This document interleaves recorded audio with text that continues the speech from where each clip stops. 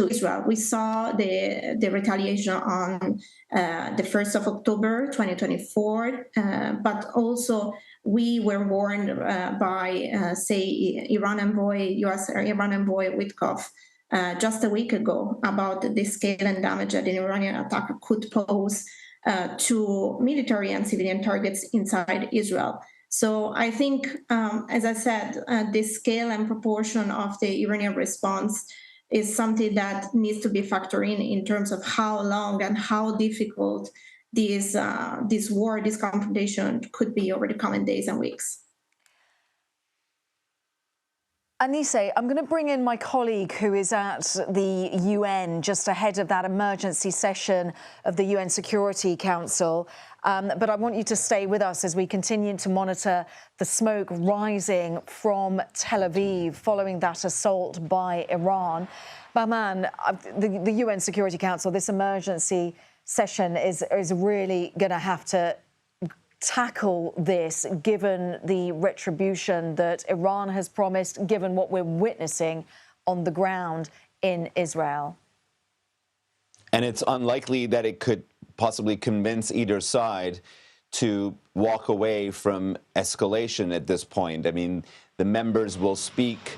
They will call for de-escalations. Obviously, the Iranian representative will talk about how Israel has violated international law by attacking a sovereign country. Israel will have its defense that we've heard from its ambassador the last couple of hours. There was a press conference here saying they had to move because that intelligence that Iran was taking steps that brought it would have brought it even closer to a nuclear bomb, even though the U.S. intelligence assessment, entire intelligence assessment of the U.S. government had just very recently said Iran is where it was before, which is it hasn't even made a decision to build a bomb. So those narratives will be expressed. Calls for de-escalations will be heard. We might hear from director of the IAEA, Mr. Grossi, to talk about the nuclear site in Natanz that was hit, whether there is any danger there for the population. They have inspectors on the ground, so we will hear from him as well. Secretary General or his representative will speak. All right, we've been listening in on BBC News coverage, breaking news coming out of the Middle East. You can see some live photos there of Tel Aviv, where you see a big smoke plume wafting off in the distance behind the cityscape, reportedly from Iranian missiles. So I want to bring in CBS News Middle East reporter Courtney Keeley. She is back here in Studio 57. Courtney, get us up to speed. What's going on, and also what are the people in Israel going through right now? Well, where they're going is to shelters. They've been ordered to go into shelters. Their air sirens are ringing across the country right now. We're hearing from the IDF, the Israeli Defense Forces, are confirming that Iran has shot ballistic missiles into Israel. Now, the question is there defensive systems? Is there Patriot a battery pack missile defense system and others in place? Yes, they would be. Will they be shooting out of the sky? Yes, they will be. Will they be doing it with the help of other countries nearby covertly? Yes, we've seen that in play in the past under the Biden administration. So Israel knows what to do, especially in a situation like this, to seek shelter and seek it quickly. It's Shabbat. It's Friday night there, and it's dark. So people will be hustling into their shelters, sheltering in place. But these ballistic missiles, as we talk, are firing and launched and being shot down. The question is, will some get through? That is the biggest worry. Yeah, and you mentioned Shabbat, obviously a significant day for people of Jewish faith. Is that any coincidence? And we may have to dip into our special report with CBS News. So quickly, is that any coincidence in your expertise? No, it happens. It does happen, and often on holidays and Shabbat there have been wars like Yom Kippur. So this isn't any significance. It just destroys any peace that the Israelis thought they might have had this evening. And I would expect that they know what it's like to be in the defensive position and have been before, so that civilians wouldn't be surprised that they're rushing into shelters. They probably were ready to do this. It is a country on high alert. 100 ballistic missiles, according to the Israeli Defense forces have already been fired. And talk to me a little bit about those defense forces protections for the people in Israel. They are able to shoot down the vast majority of missiles that are lobbed their way, but that isn't a perfect system, right? No, and the amount of ballistic missiles that Iran has is the biggest question. How much are they going to be able to launch while they're being attacked right now by Israel? They're under bombardment throughout Iran right now, including the private residence of Khamenei. That's unconfirmed, but that's what I'm hearing through Iranian sources. So we're hearing that in Isfahan, that people are in the streets shouting death to Khamenei. This is ongoing. This is a kinetic, high alert for everybody. The Israelis have been going through everything in terms of their own government, whether they're with them, the hostage crisis, the war in Gaza, the northern front with Hezbollah that decimated both sides. So this is a country at war since October 7th, but this is yet another moment of terror and trauma for Israelis and also for Iranians. Speaking of Iranians, how significant were these strikes in Iran earlier, were densely populated areas, right? And this is a society where there is a lot of technological development. This is very much a developed country where people were certainly put into harm's way in those attacks as well, right? Sophisticated and educated is the Iranian population, and also good on social media, good getting those images out. But we did hear from Khamenei's social media himself confirming the martyrdom quote, as he put it, of three top leaderships, of Iranian scientists. Iranian nuclear facilities have been hit. Some of those depots have been hit. The second in command to Khamenei was hit, but already replaced. Al-Manar, Hezbollah TV in Lebanon, is saying that it's the U.S. that's going to experience shame and sorrow from being allied with Israel. So we also have to talk about the U.S. is considered to be part and parcel of these Israeli strikes, whether President Trump was okay with it or not. It's now after the fact, it's ongoing. The Israeli military is saying it could continue for up to 14 days or more. So this is a beginning. This is sort of the just vast bombardment. And it took from last night until this afternoon for Iran to respond. They might have been scrambling for that. But they will be continuing to scramble because I think their oil refinery, again, unconfirmed, but black smoke billowing out of that largest oil refinery. And these are people that have been living under a repressive regime for decades. These are people that want that regime gone, but they don't want war either.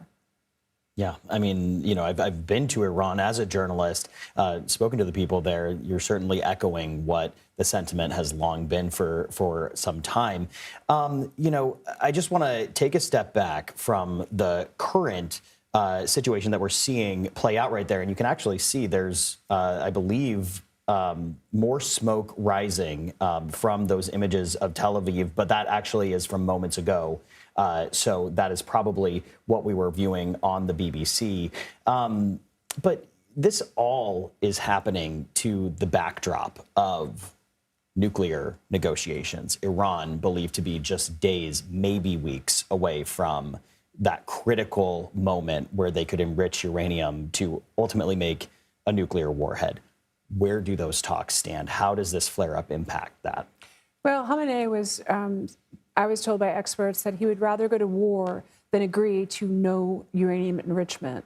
There had been a way to potentially square that circle, put in a framework where Iran promised to not enrich uranium up to the level of the ability to create nuclear warheads, that they would have, you know, you can downgrade it, you can dilute the uranium and bring it back off that nuclear level into something less.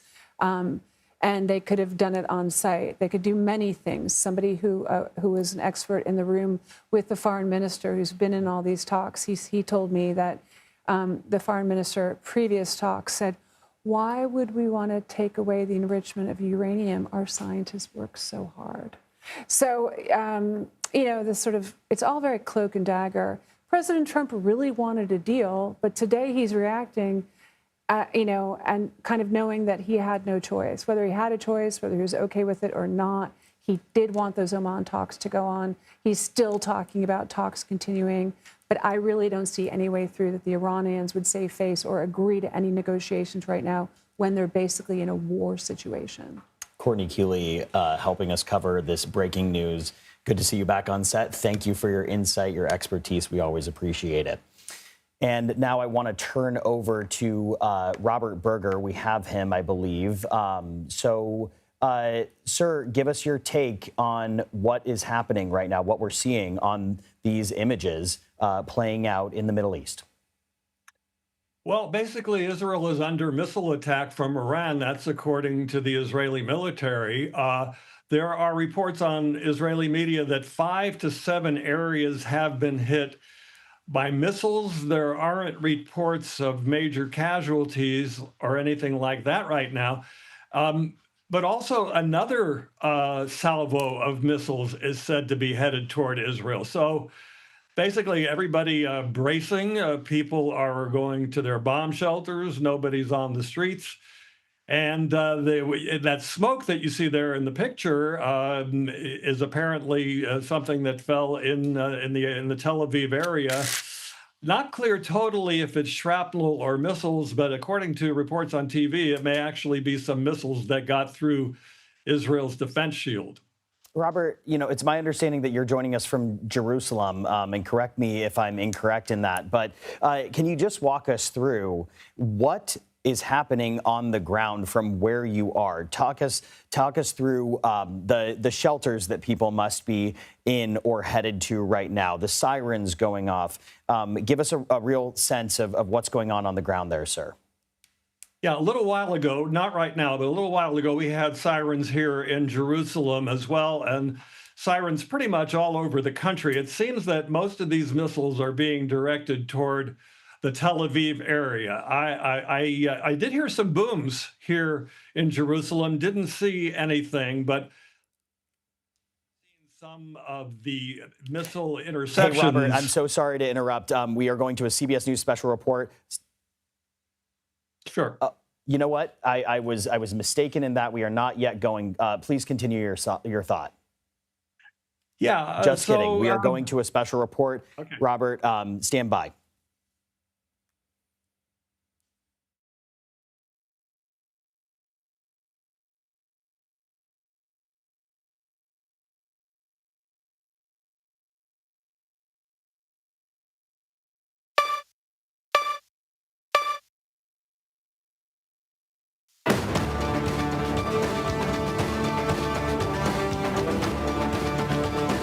This is a CBS News special report. I'm John Dickerson. Breaking news from the Middle East. Iran has launched missiles towards Israel.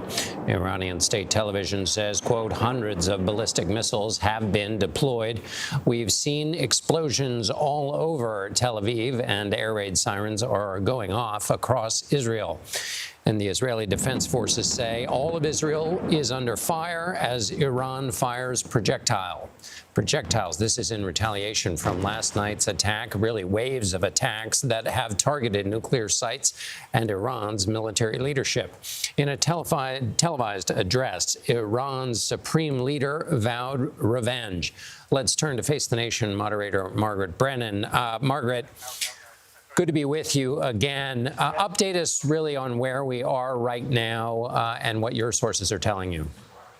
Well, John, we are all watching the state TV broadcast out of Iran as the supreme leader, the 85-year-old man who leads the Iranian regime, vowed retaliation, and it appears that's part of what we're seeing, those plumes of smoke you're seeing over the city of Tel Aviv right now. It's not clear how many of the incoming projectiles, the missiles, may have been intercepted by that U.S.-provided Iron Dome system, or how many may have made impact. It is usually a very strong system that U.S. taxpayers have helped to provide the state of Israel. What we know is that the IDF also announced that it had just carried out yet another round of attacks in Tehran and in other parts of Iran. The fighter jets, according to the IDF, struck another nuclear site in the Isfahan area of Iran.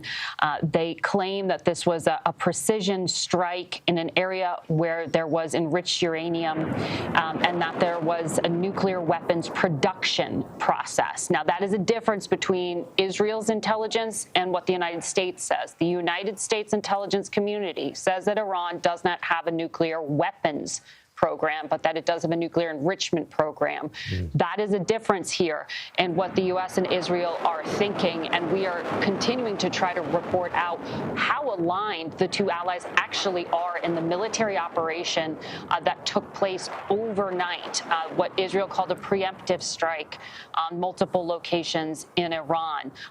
I have heard, John, through my reporting today, calling many regional officials that Secretary of State Rubio was working the phones hours in advance of the Israeli initial strike, warning allies that something was coming, but this is not us. That was the message he relayed. This is not us. The U.S. distancing itself a bit here. We are trying to really pin that down because President Trump this morning is touting the fact that Israel is using not just defense systems like the one that may be intercepting those missiles, but also American provided and paid for weapons to carry out the strikes in Tehran. But this is very much an ongoing military operation. As we watch the military operation continue, Margaret, I want to explore some of those gaps you were just describing.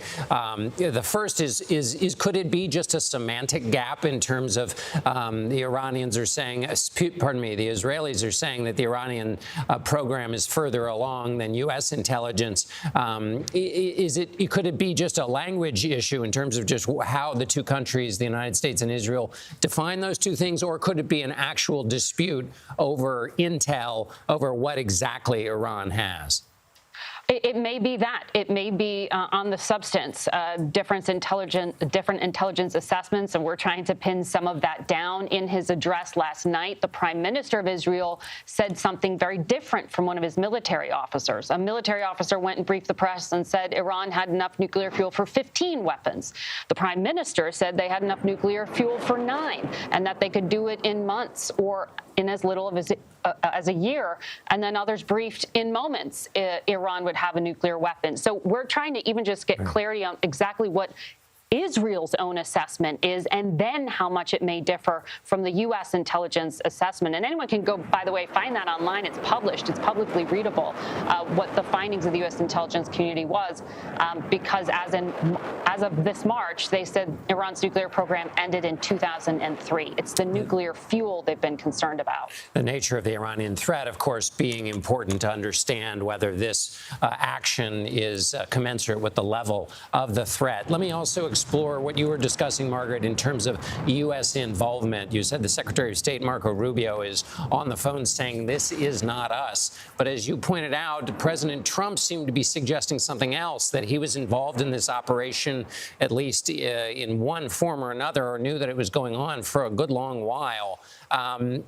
So I kind of want to know, which is it? Maybe the U.S. wasn't pushing any buttons, but, give me your assessment of how much takes place without the U.S. being involved, or how an operation of this size and significance could happen without the U.S. being involved in some fashion.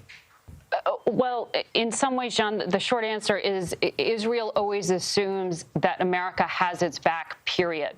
That has been the risk that some American presidents have said exists if Israel was to go through with a strike that could have unintended consequences, because American forces, they assume, will back them up. That's that sort of concern about something spiraling here.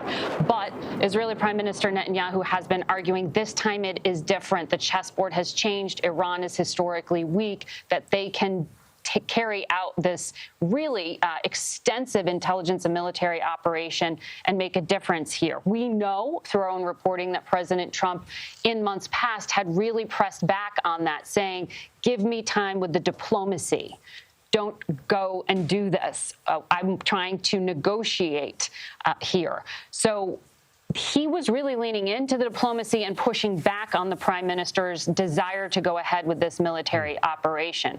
Exactly what changed is something we're still trying to pin down here. Did he greenlight it and say go, or did he simply just not really get in the way?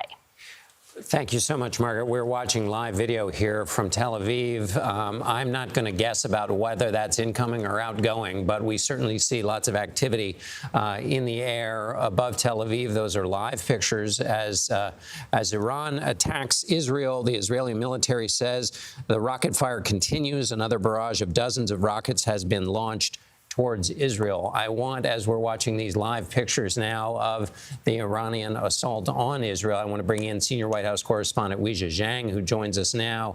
Weijia, what have we heard, we in the press, that is to say, from President Trump about this operation and how much the U.S. was or was not involved? Well, John, since this assault on Israel began, we have not heard from President Trump yet, or from the White House for that matter. Of course, this just started unfolding minutes ago, but certainly the president had a lot to say this morning, making the rounds, talking to reporters, and I am told by several White House sources that the reporting about what he said is accurate, and that matters because he is signaling that he did not get a, quote, heads up, John. But at the same time, he said it wasn't a heads up. It was, well, we know what's going on. So he's acknowledging that he was aware of the Israeli strikes that ultimately were carried out yesterday, but does not want to use certain language because, once again, the administration is trying to stress that this was carried out independently of the U.S. We also know that the president spoke on the phone this morning with the Prime Minister Netanyahu, although we haven't extracted any nuggets about exactly what they talked about, John. But just to go back to that first statement from Secretary of State Marco Rubio, who is also serving as the current national security advisor, it's important to note, John, that again, he wanted to stress that this had nothing to do with the U.S., that we are taking steps to protect our American interests and personnel in the region. He did not use the word support. He did not say the U.S. supports or stands next to Israel as they carry out this operation, which was notable to me because it was a departure from what we've seen from other official statements from the U.S. when they talk about providing any kind of support to Israel. The president, I think, just wrapped up a meeting with his entire National Security Council inside the Situation Room. We are also anticipating some kind of readout from that as they assess what to do, next steps, and how to alter the message now that Israel is taking all this fire from Iran. John. Weijia Zhang at the White House for us. Weijia, thank you so much for that update. Once again, Iran says it has launched hundreds of ballistic missiles attacking dozens of targets in Israel as part of its retaliation for Israel's attack last night and the waves of attacks that started since last night. Our coverage will continue on CBS News 24/7, your local news, and for some of you, tonight on the CBS Evening News. This has been a CBS News special report. I'm John Dickerson in New York.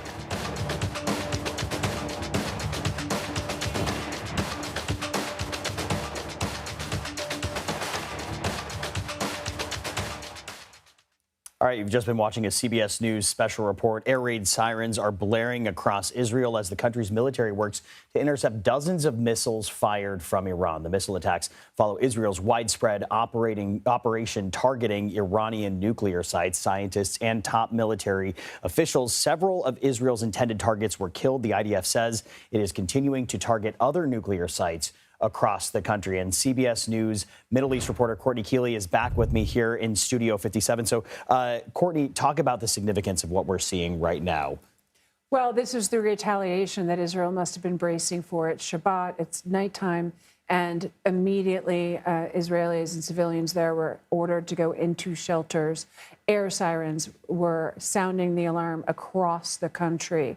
The IDF said something up to 100 ballistic missiles were being intercepted, but we're also seeing that plume of smoke over a residential area of Tel Aviv, and it's questionable whether some have gotten through or will they. This requires not just Israel on an all-out defensive stance, it requires their Operation Iron Dome to work, the Patriot battery missiles, defense missiles to work, and also regional allies that often happen in a covert level to aid in getting those missiles out of the sky and not landing in civilian areas in Israel or in Israel proper. It's a very different scene than Iran that has no air sirens and that has no shelters. And that's something Iranians were saying. We don't even have, we didn't even hear air sirens last night, where we weren't even notified. And then you saw residential buildings being hit in Iran, which means like concussion strikes, like terrifying sounds of bombings happening all over Iran, taking out, as you said, nuclear scientists, taking out top military commanders that the Supreme Leader Ali Khamenei has said have already been replaced, going after military sites, going after arsenals of ballistic missiles, and going after the oil refinery. So much is unconfirmed coming out of Iran, but I can tell you there are also protests being reported. They have a widespread internet that's still functioning, maybe not as good as it was last night, but information is coming out. I'm hearing in the town of Isfahan, the city of Isfahan, that people are actually saying death to Khamenei. These are not people in general that want to see this regime be kept in place, but they don't want to see civilian strikes, and they don't want Israel bombing their country either. Robert, I want to turn to you now and bring you back in. I know you were halfway through a thought. Robert Berger is joining us for all those viewing from Jerusalem. So just give me some flavor about what the situation is on the ground where you are. What are you seeing and hearing, Robert? Well, a little while ago here in Jerusalem, we heard air raid sirens. We're not hearing them right now. Most of the activity, the missile activity, seems to be in the Tel Aviv area, but right now also missiles going off in Haifa, that's a northern Israeli city. And the country is under missile attack. According to Israeli media, there have been 7 missiles that have gotten through Israel's defense shield. We've seen interceptions of the Iron Dome and other anti-missile systems intercepting some of the projectiles, but we also saw at least one get through on video with a big explosion. No reports of major injuries or serious injuries. 7 people hurt, according to the latest account, but a second wave of missiles is said to be headed toward Israel right now. So explain to me what, if any, kind of response, from what you're hearing on the ground there, what, if any, kind of response Israel has planned in this breaking news situation? Well, right now they're bracing because they carried out this huge attack on Iran earlier today with 200 warplanes traveling to Iran, which is about 1,000 miles away from here, where I'm sitting in Jerusalem, and hitting Iran's nuclear facilities. Now, those planes have mostly returned to base. There are reports of further attacks on another nuclear facility right now, but here in Israel, basically it's defense mode to try and knock these missiles out before they reach Israel. I want to bring in Eric Loeb, associate professor at Florida International University with an expertise in Middle East studies. Professor, thank you for taking the time to chat with us. So what sort of precedent do we have for these strikes? Let's contextualize this for our viewers right now. Well, in terms of direct strikes between Iran and Israel, the precedent that we have has just started since the October 7th Hamas attacks on Israel. And then the subsequent Gaza war since October 7th, 2023. Since that time, prior to today's attacks, there was an attack by Iran that really surpassed the threshold of directly striking Israel for the first time in its history when it launched drones and missiles of the types that we're seeing today enter Israeli airspace. That was back in April of 2024. And then again, Iran did that again in October of 2024 as well, in response to some of Israel's actions and activities against Iranian assets in the region. And both times Israel retaliated, but not to the level that we saw earlier today. And so we do have this precedent, but a very short precedent, I should say, but we're having increasing escalation by these audacious attacks by Israel that we saw yesterday or earlier today, I should say, and now a larger scale Iranian response that's happening as we speak that follows up an initial response of 100 drones that Iran launched against Israel in the wake of its attack that were largely shot down by Israel and some regional partners like Jordan. So, Professor, you say that this far overshadows any previous flare-ups that we have seen in recent history. between these two countries. What's the concern here when it comes to this escalating into a wider conflict? Well, the concern is that in April and October of 2024, the attacks were very measured, we could say limited, even proportional, and really focused on military targets and infrastructure on both sides, where we were mainly talking about damage and destruction to facilities and very little collateral damage and carnage to military personnel and to civilians.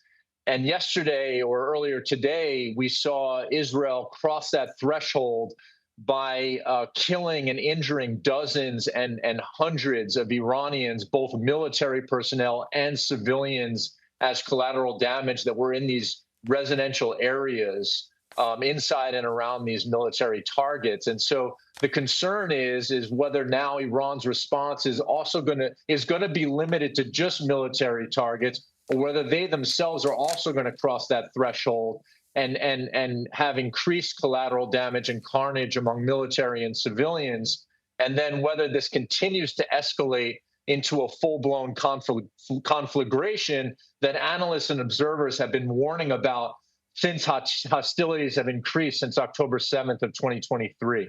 Professor, we've seen dozens of these missiles being lobbed in this developing situation, but break this down for us on a broader context. How many missiles does Iran have, or how many are they believed to have in their stockpile? Well, the estimates are unclear. We know that, for example, its regional proxy Hezbollah had about 100,000 missiles and rockets, and we must assume that Iran's rocket and missile arsenal, both ballistic and cruise missiles, are much larger than that. But it's hard to put an exact number or to quantify it. What we can say is that in the previous attacks in April and October of 2024, Iran launched just several hundred missiles, anticipating that most of them would be shot down by the Israel Iron Dome system and by other air defense systems, along with Israel's allies and partners in the region.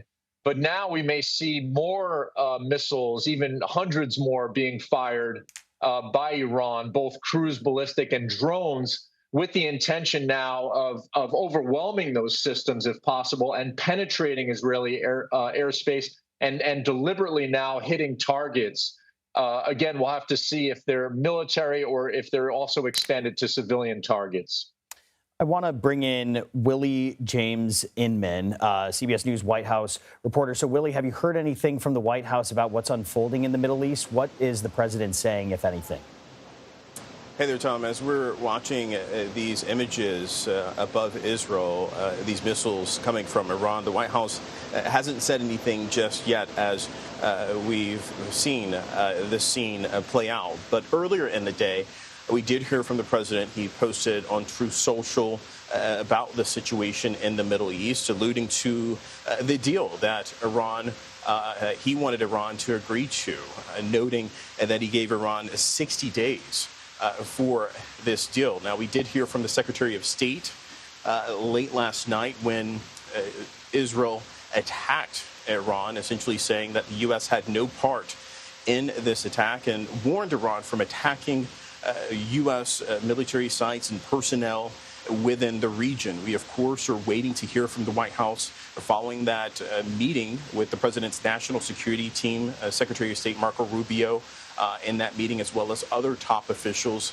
a meeting in the Situation Room, perhaps discussing what comes next, what messaging we'll perhaps see from the White House. We do, of course, know that the president did speak with Prime Minister Netanyahu of Israel. Unclear what they talked about. We're waiting for a readout of that conversation as well. But in the moments, as we're seeing this play out live on our television screens, no statement yet from the White House in response to this Iranian attack on Israel, Tom. So what we're seeing is the Iranian assault Obviously, that is a response to a number of successful strikes Israel carried out overnight, taking out some top leaders within Iran's military, within their nuclear program. The president has said the U.S. had nothing to do with the strikes, but the U.S. is standing by its Middle Eastern allies. Do we know how much warning the administration had prior to these strikes and what it would like to see unfold?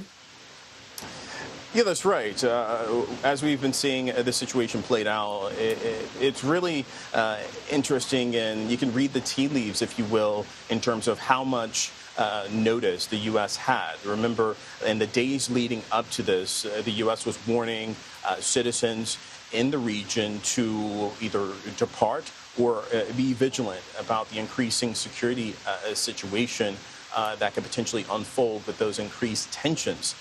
Now, we, of course, know that the United States supplies Israel with a hefty amount of munitions, which perhaps were used in this attack that Israel carried out on Iran. And the president alluded to that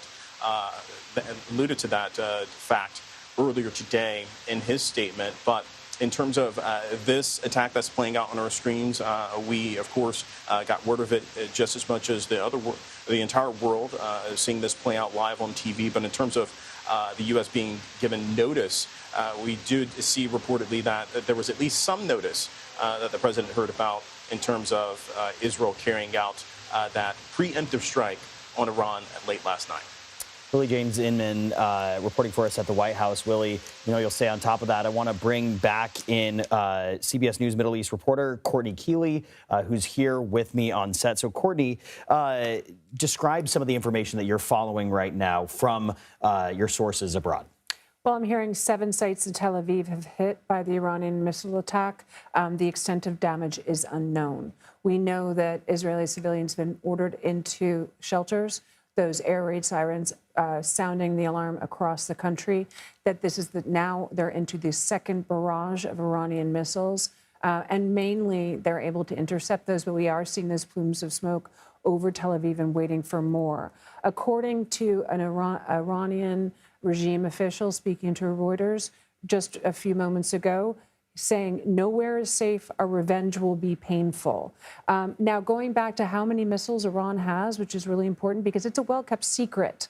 They don't ever tip their hand, but according to open source reporting, I looked this up, about medium and short range, about 2,000 to 3,000, and then cruise missiles, 300 to 600 is estimated, and then they have all those rockets in short range. What they don't have is Hezbollah in place, being able to launch attacks like they used to into northern Israel or from their spots in southern Lebanon and from southern Beirut, the heartland. Naim Qassem, the Hezbollah leader, has vowed revenge, but we're also seeing these ongoing airstrikes over Iran on these arsenals, on these rocket supply spaces.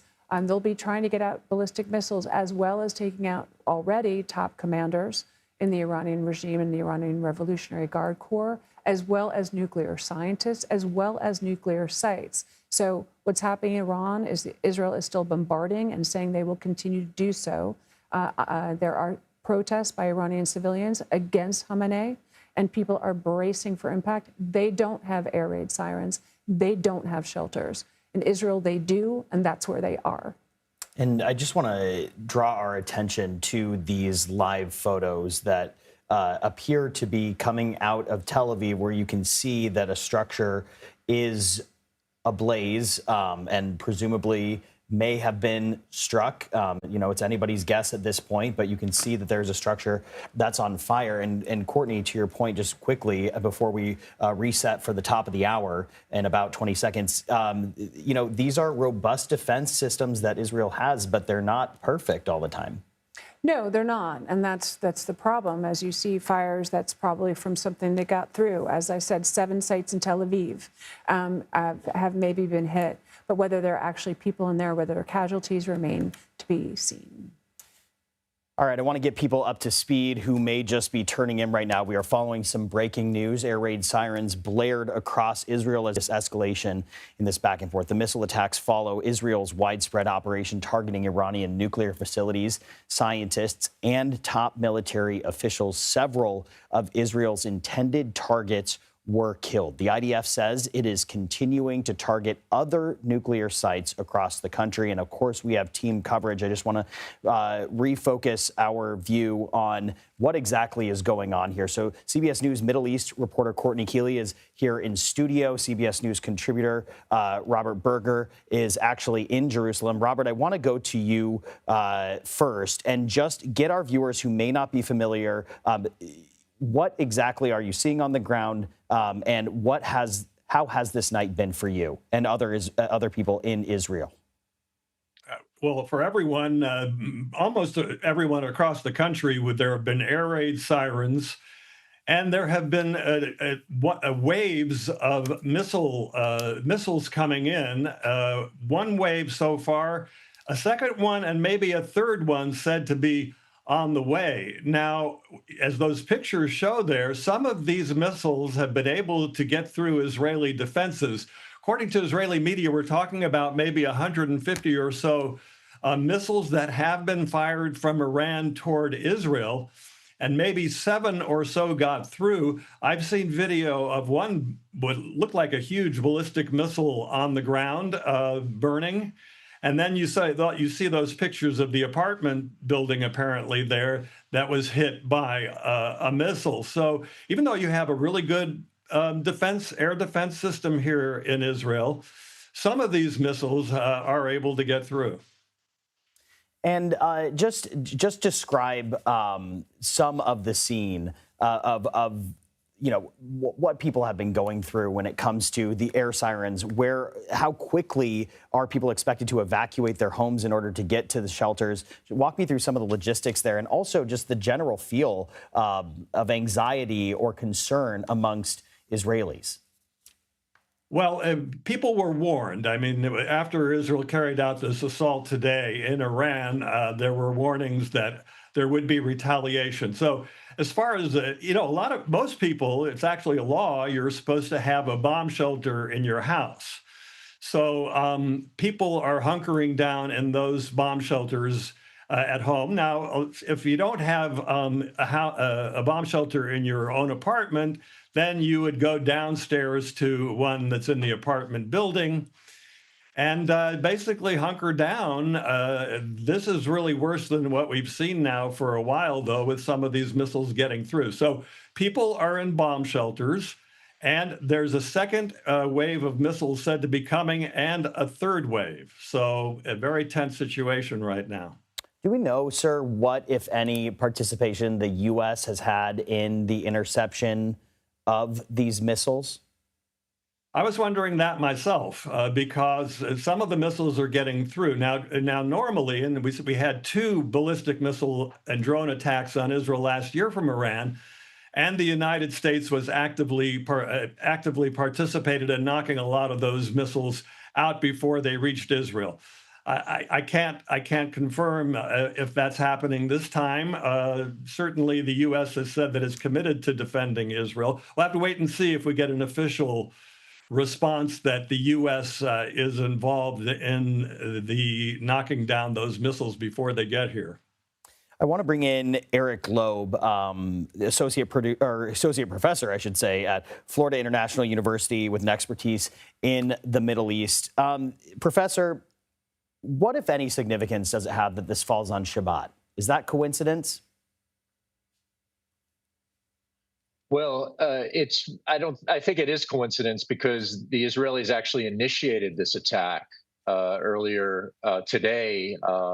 Pre-dawn hours in Iran, 4 or 5 in the morning, is when they struck nuclear facilities, military bases, military personnel, nuclear scientists, and other targets. And so this is something that the Israelis initiated leading up to Shabbat. And now the Iranians are not waiting, given that this scenario has severely escalated. to the point where key figures of the regime are being targeted and assassinated. And so there's calls from within the regime and even segments of society for an immediate response. And that's what we're seeing now with the missiles and drones that are coming from Iran towards Israel. And it's really, again, not the Iranians who have dictated this timing, but the Israelis themselves. And Professor, how much of a risk is there of this escalating into a wider conflict? Well, there's always that risk, of course, given that Iran has this network of proxies and partners throughout the region, with Hezbollah in Lebanon, with the Houthis who have been active in Yemen, with Shia militias in Iraq, and at one point Syria, although the Iranians really no longer have a presence there, given the fall of the Assad regime back in December. And so, as a caveat to that, of course, these partners and proxies, with the exception really of the Houthis in Yemen, have been severely weakened and degraded by the Israelis since October 7th, 2023. And so, so far, these partners and proxies of Iran have issued very timid statements saying that they condemn the Israeli attack, but they have not been very specific about whether they would participate in Iran's response against Israel, given the weakness of their position. One other question that I have, just taking a step back to the broader context of things, is you have the IDF already carrying out operations in the Gaza Strip. You now have the Iranian military without some of its top leaders, some of the top nuclear scientists that were leading its nuclear program. How does all of that play into this escalation that we're seeing here right now? Because both sides seem to be somewhat weakened because of this series of events. Well, I think on the surface, we could see from the events earlier today a clear Israeli victory, at least in the short term, in terms of how it was able to overwhelm Iran and really degrade its capabilities and personnel, using its air power and its intelligence superiority and prowess. But in the long term, we're going to have to see, as you've intimated, whether this contributes to Israeli war fatigue and overextension, given the various fronts that it's been fighting on since October 7th. Obviously, directly in Gaza, against the Houthis in Yemen, Hezbollah in Lebanon, on and off with Iran.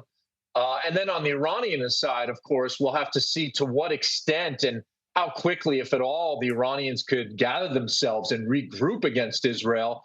They're able to launch missiles at Israel now.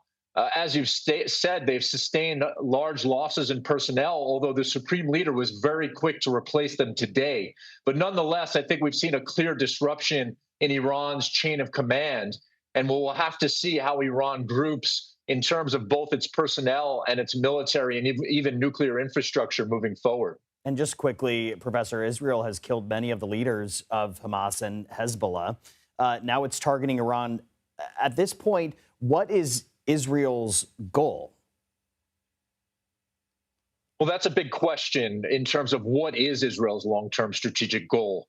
It says that it is doing this preemptively to stop Iran from acquiring nuclear weapons, although the estimates is that it was months, if not even a year or more away from doing that. So we may want to ask what other motives Israel had for launching this attack at this very specific moment. And even when we look at Israel's kinetic operations and activities in other theaters, whether it's Gaza, Lebanon, or elsewhere, there is a question in terms of what the ultimate military and even political goal is, and what is the end game in all of this, and whether a short-term victory for Israel today can translate into longer and stronger Iranian nuclear and military ambitions moving forward, setting not just Israel back, but even the region back in terms of its security and stability. Thank you for that insight, Professor Eric Loeb. CBS News security contributor Sam Vinograd is here now. And Sam, I want to bring you into this because obviously, I'm mistaken. We do not have Sam Vinograd just yet. So let's go back to Courtney Keeley in the meantime. You know, as the professor was saying, Iran has sustained a number of losses, both inside its country and then also, you know, Hezbollah and Hamas. Where do we go from here? Well, that's the big question. And so, right, what happened over the last 12 months is Hamas, the head, Ismail Haniyeh, was killed in Tehran for the Iranian president's funeral. He was in a guest house. That bomb had been placed 4 months beforehand, apparently.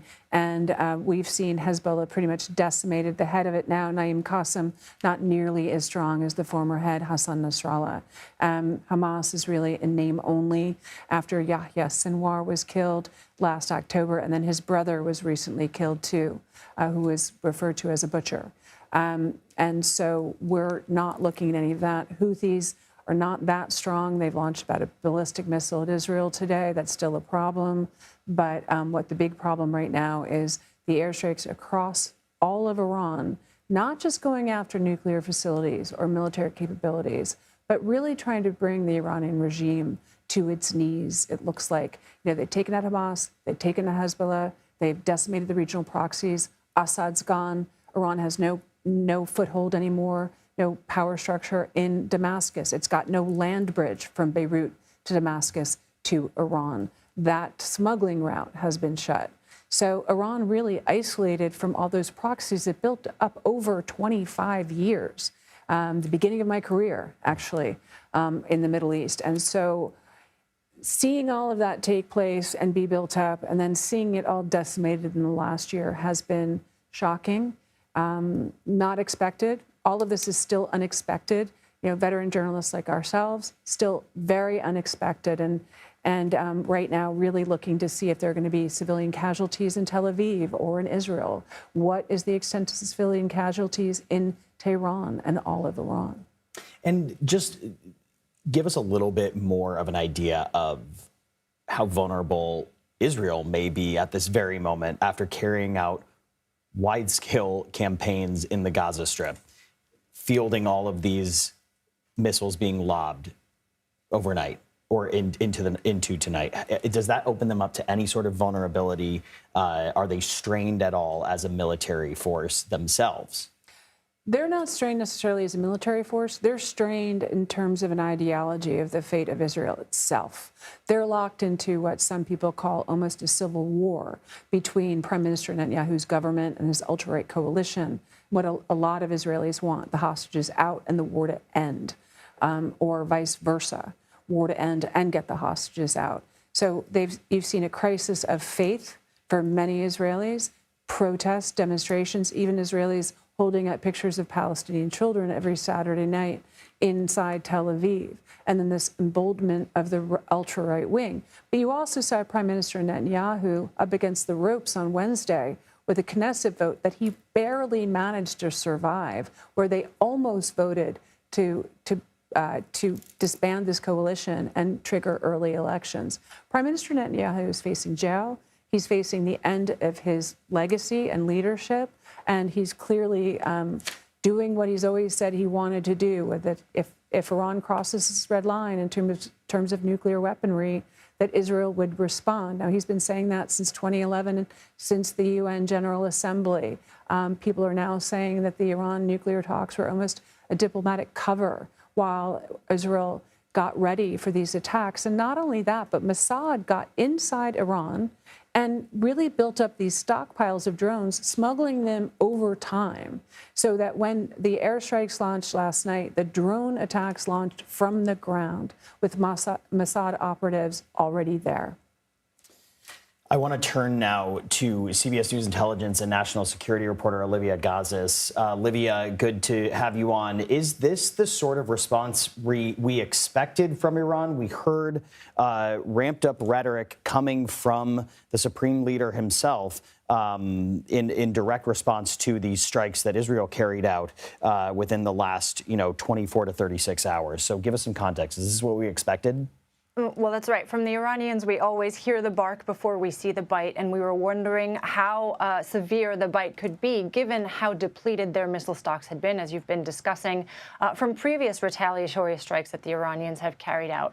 Right now, the big question is, how successful are these retaliatory strikes going to be? Do they result in Israeli casualties? How many? The extent of the damage and the extent of the deaths, if any, is going to significantly determine how extensive the tit-for-tat here becomes.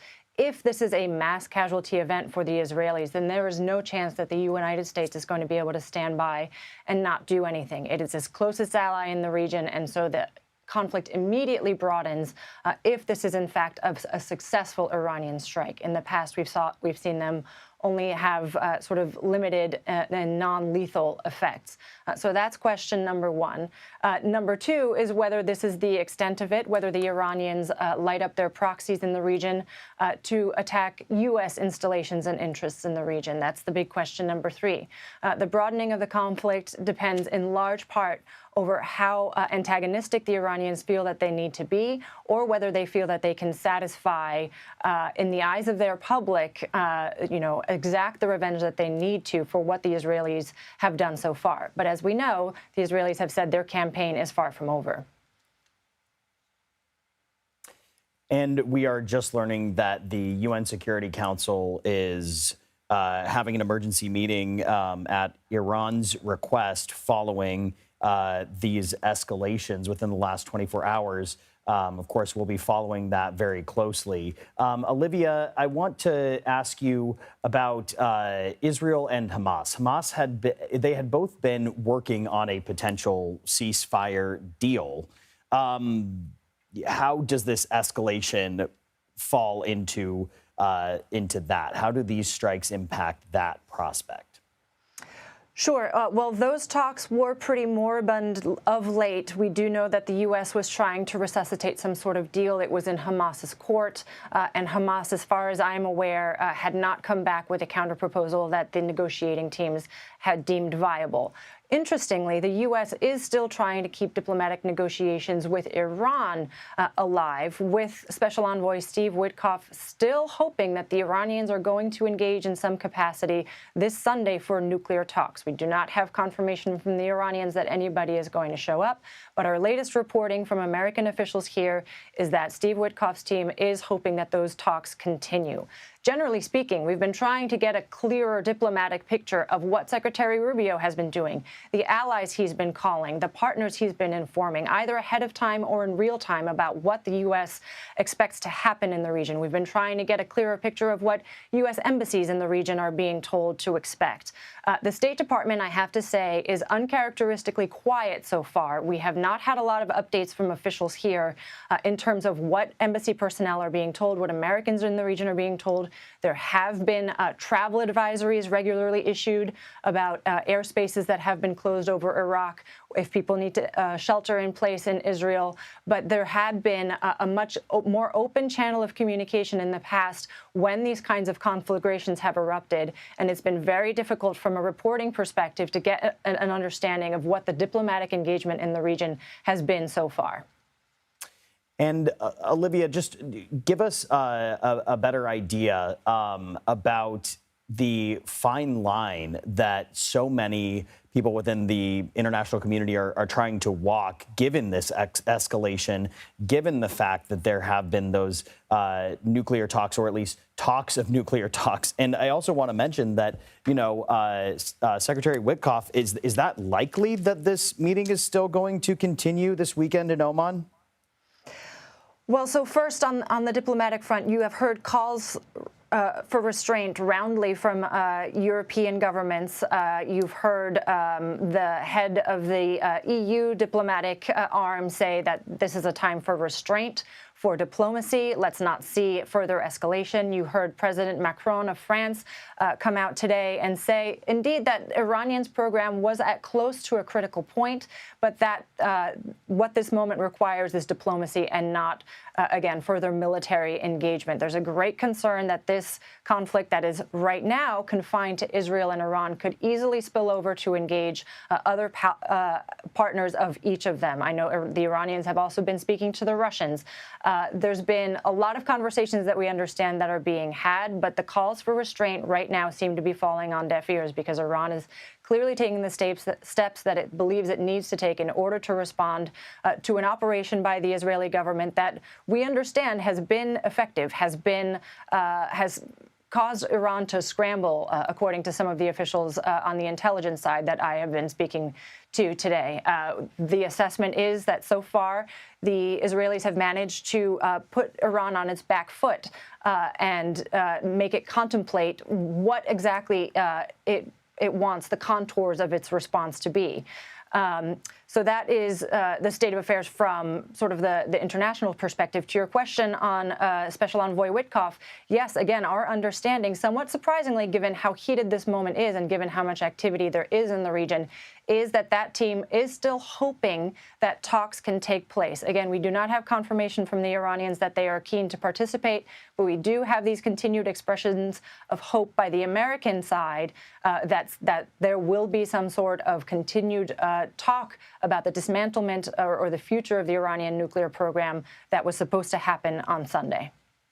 You know, I'm seeing reports from the Israel Defense Forces that some 150 missiles in the first two barrages were fired, that there may be a third wave anticipated or incoming as we speak. But I want to switch it over to the White House now. Joining us is CBS News White House reporter Willie James Inman. So, Willie, you know, we are hearing and seeing reports that the U.S. is helping to intercept incoming ballistic missiles.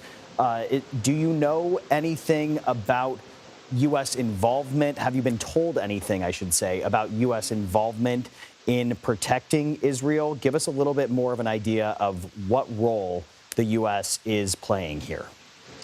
Yeah, that's right, Tom. We are seeing those reports that the U.S. is involved in terms of Israel's defense. We haven't been able to confirm that fact ourselves, but we have reached out to the White House to see about any details as to how the U.S. is involved in helping protect the state of Israel as those Iranian rockets rain down on that country as we speak. We, of course, know that there are U.S. assets in the region and that the U.S. is a close ally of Israel, providing a large sum of weapons, defensive and offensive weapons, to the Israelis for years now. And we know that there are bases in the region that the U.S. is concerned about. Remember, when that statement came from the White House, from Secretary of State Marco Rubio last night, he not only mentioned that the U.S. was not involved in this attack, the Israeli attack against Iran, but he also warned Iran about attacking U.S. personnel and bases in the region, U.S. assets in the region. And we are able to report, according to our sources at CBS News, that troops at one base in Iraq and one base in Syria were ordered into bunkers about an hour ago. They spent roughly an hour in that bunker, and they were able to get out of the bunker just moments ago. It really just shows how serious the U.S. is taking this situation as troops hunker down to protect themselves amid these ongoing tensions between Iran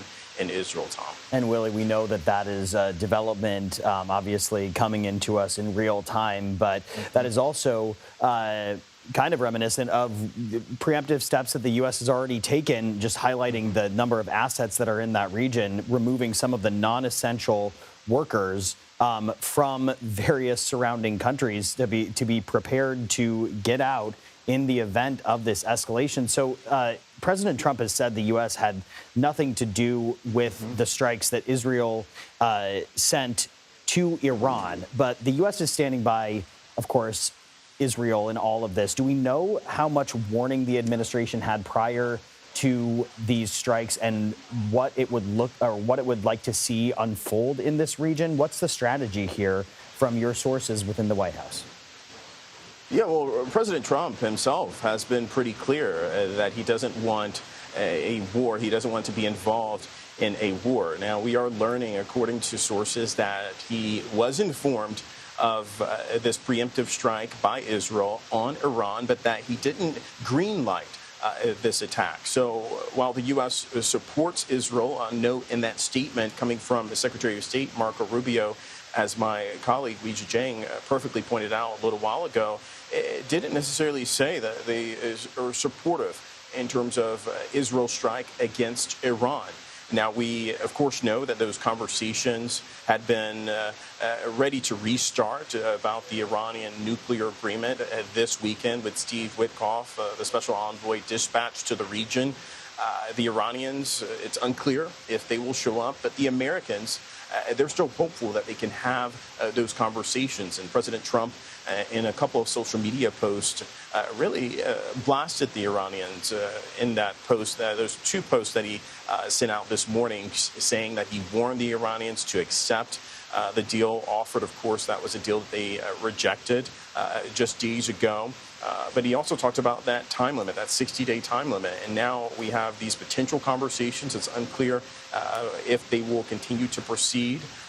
But one of the things, two things, I should say, is clear. The U.S. oftentimes stands by Israel through thick and thin. But in this case, the U.S. not directly involved with that attack. And on the other side of it, the Americans hoping to continue those conversations with the Iranians amid this certainly increased tensions between Iran and Israel, with first that preemptive strike last night and the Iranian response as we're seeing play out on our screens. Willie James Inman at the White House, we appreciate your reporting. Once again, to get viewers up to speed, we are looking at live images out of Tel Aviv. You can see smoke billowing from a building after a barrage of missile strikes from Iran. We still have no word on the number of injured just yet. We're going to take a quick break. We'll be right back.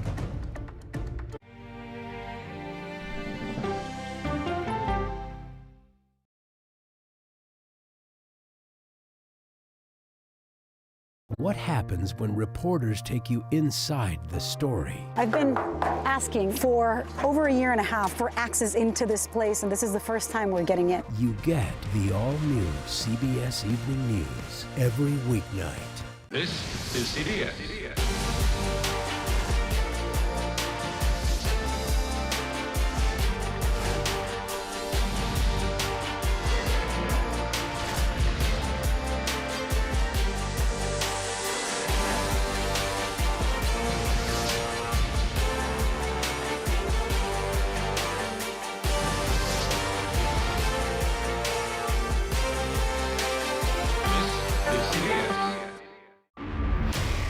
This is NCIS.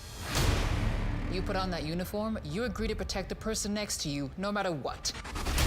Welcome to Australia. Match made in heaven.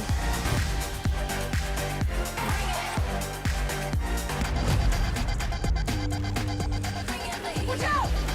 Are you hungry? Shout you a crock burger. NCIS Sydney. All episodes now streaming on Paramount Plus. Returns CBS Full.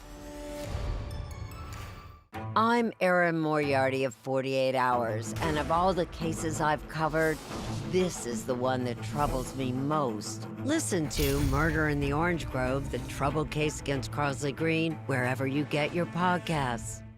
Be in the know, even when you're on the go, with the CBS Mornings podcast. Some news you can use at the grocery store. Better mornings start better days. When you look good, feel good, you do good. That's right. Listen to CBS Mornings on the go on Apple Podcasts.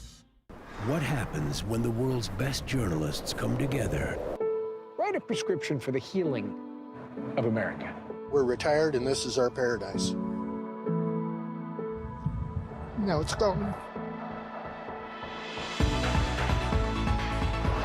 You get the stories of America every night. You get the all-new CBS Evening News every weeknight. I can only describe it as evil.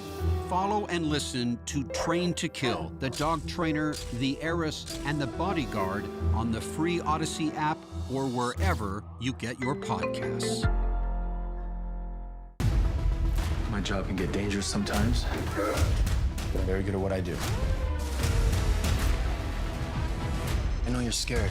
I'm here to help. They said you were the best. Your daughter hired me to bring you home. made a promise. I would never stop looking. Thank you. Thank you. Thank you. You hear about the reward? Come here. Okay. Tracker. All episodes now streaming on Paramount Plus and returning CBS Fall.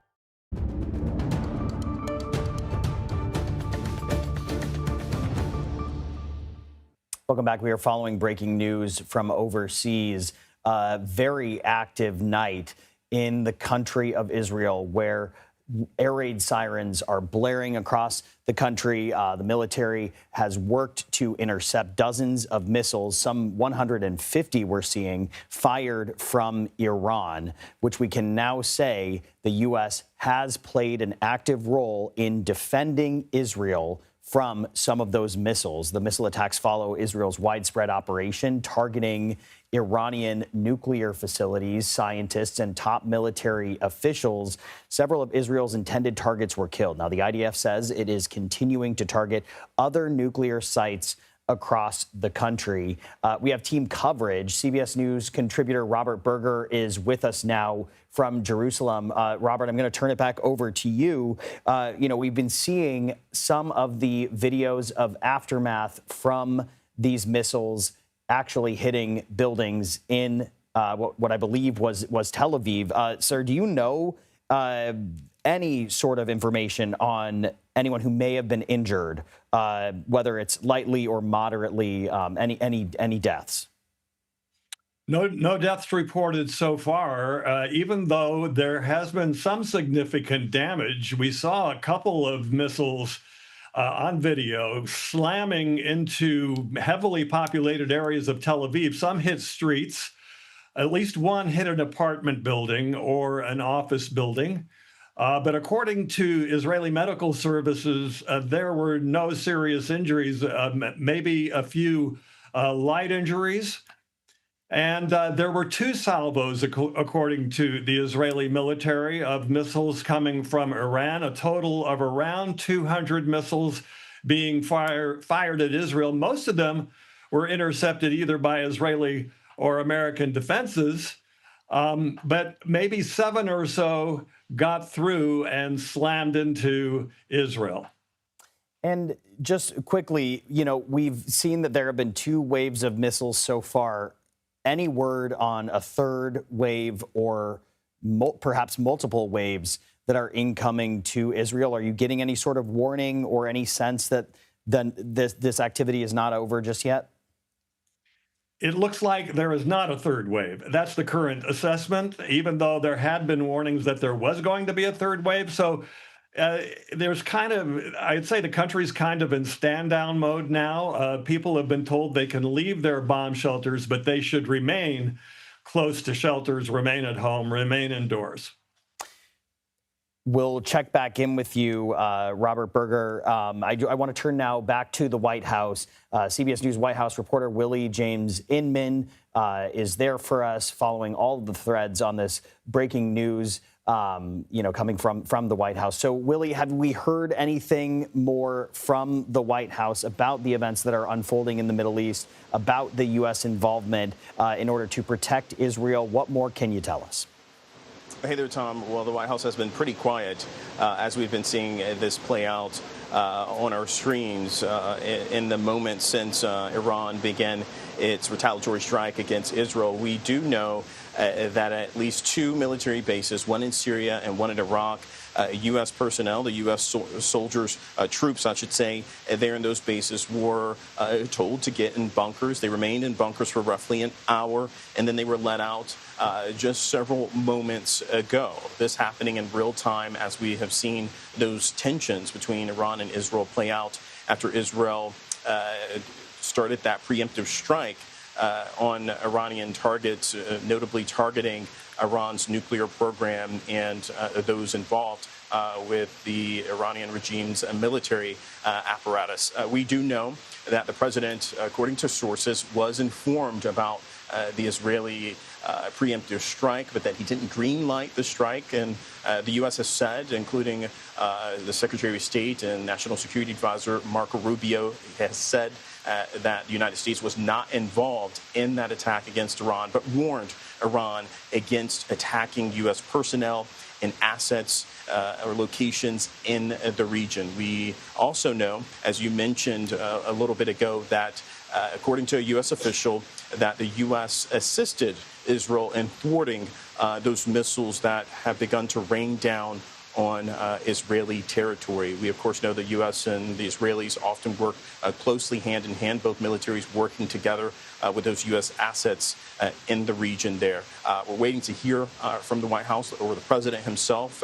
Just checked his Truth Social page. He hasn't posted for several hours now. We, of course, know that he met with his national security team in the Situation Room this morning to perhaps talk about the next steps or the messaging after we saw that attack last night from Israel on Iran, and now this situation playing out with those Iranian missiles there on your screens, as you can see. Willie, this may be something that that is beyond the scope of your reporting, but just out of curiosity, you know, U.S. officials, as you mentioned, confirmed the U.S. helped intercept Iranian missiles. Do you know anything more about that? Do you know exactly what that help looks like? Yeah, we've asked for more details in terms of how the U.S. is assisting. Oftentimes, the U.S. can use ships that are in the region to help shoot down these missiles. We, of course, know that the Israelis have the so-called dome, Iron Dome, that helps protect its population centers, Tel Aviv being one of those population centers to shoot down those missiles. We don't yet know those fine-tuned details in terms of how the U.S. assisted Israel in shooting down these missiles, whether it was via air or from the sea or land.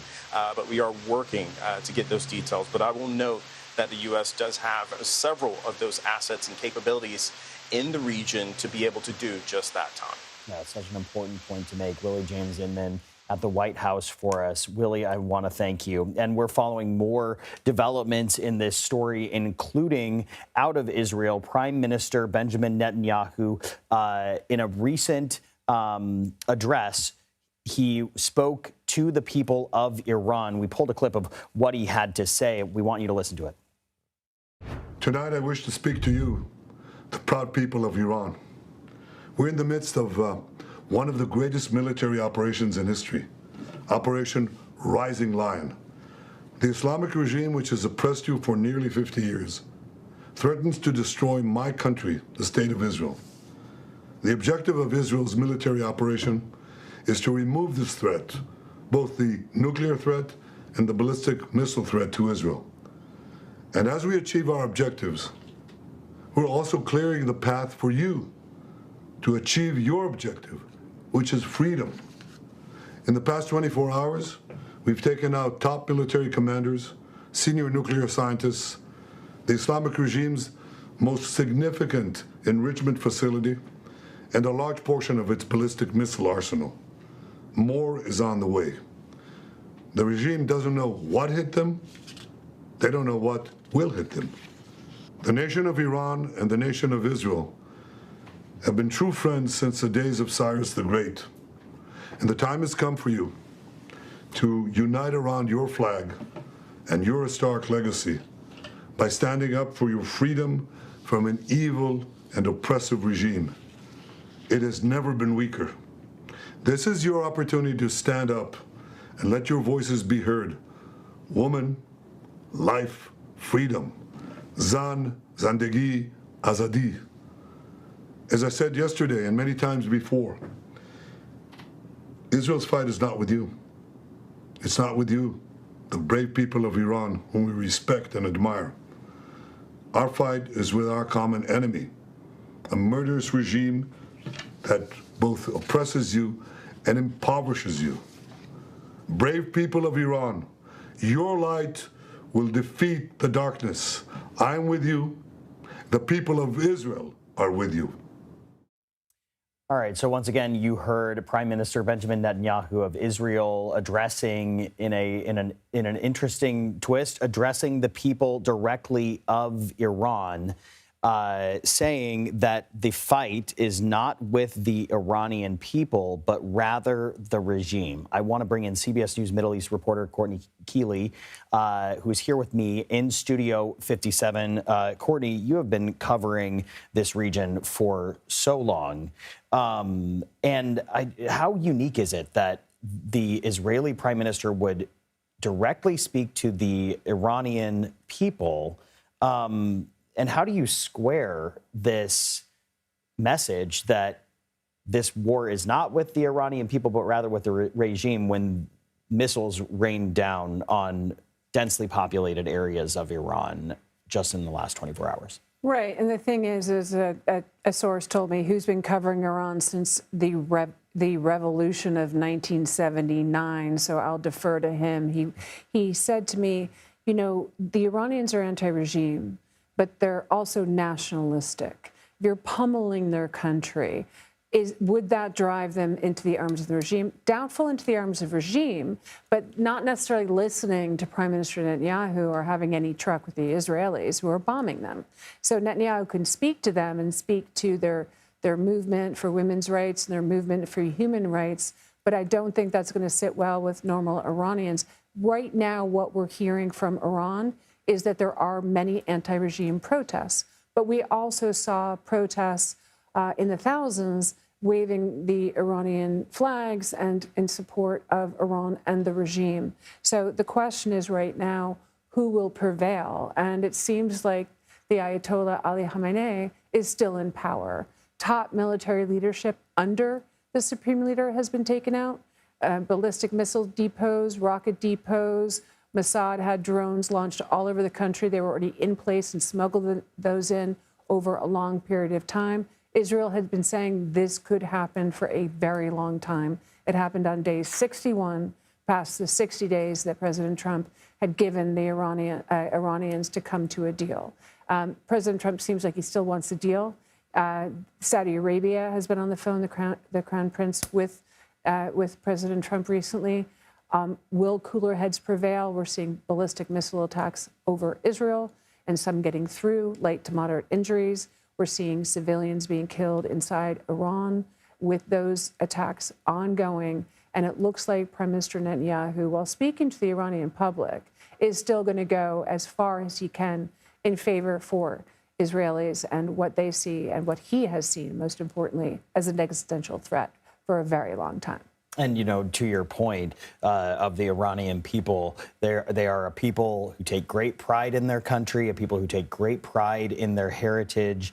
That was something that Prime Minister Benjamin Netanyahu at least attempted to speak to while in this late night address, was pulling on their robust heritage to try to break through to the Iranian people. Only time will tell if that actually does in fact happen. Courtney Keeley, I want to thank you for your expertise.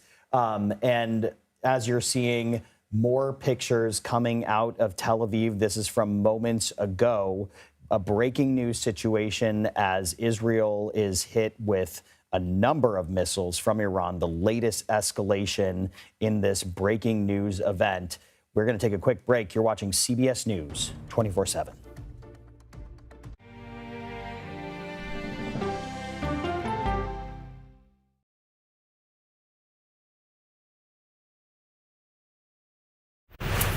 We're NCIS. Do you guys want to see me do the cha-cha slide? Can we get to the body, please? Right.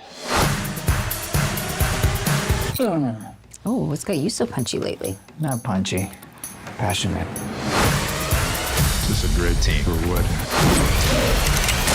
We're NCIS. NCIS, all episodes now streaming on Paramount Plus and returning CBS Fall. No matter how you start your day, one thing is clear. Actually, two things. Pretty sure it's three. Guys, whether it's news, money, health, or wellness, sports, movies, or even inspiration. Clearly, CBS Mornings is the place to be. That's like 7 things. Okay, clearly, I'm bad at math, always been. Clearly, CBS Mornings, weekdays at 7 on CBS. We can start whenever you're ready. Ready? Yeah. No, stop! Wrong pedal, wrong other pedal. Oh, he's in a wheelchair. What do you want? Not stop the car. That's a kid.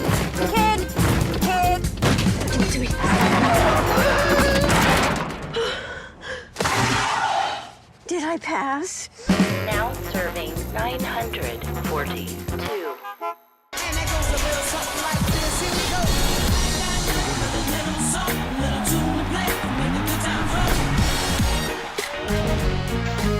Go to the ends of the earth. We'll hit the heights. A great adventure together. And reach for the stars. Star power. I like it. So cool. But wait, there's more. Experience thought-provoking. Something that's undeniable. With mindfulness. Innovative. Magical. It's like being a child. And truly original reporting. God, you do your research. I tell a good story. Because there's always something new under the sun on CBS Sunday morning. Hi, CBS. I'm Tom Ellis. I can't wait for you to see my new show, CIA, coming CBS Fall. What happens when the world's best journalists come together? Write a prescription for the healing of America. You get the stories of America every weeknight. You get the all-new CBS Evening News. When everything's on the line, real heroes rise to the occasion. Or die trying. We're firefighters. We're gonna find a way to get you out of here. We take the hits together. We're on the same team. I'm right here with you, no matter what. I would never leave you hanging in the deep end. This place is a way of giving you new family. Fire Country. All episodes now streaming on Paramount Plus and returning CBS Fall.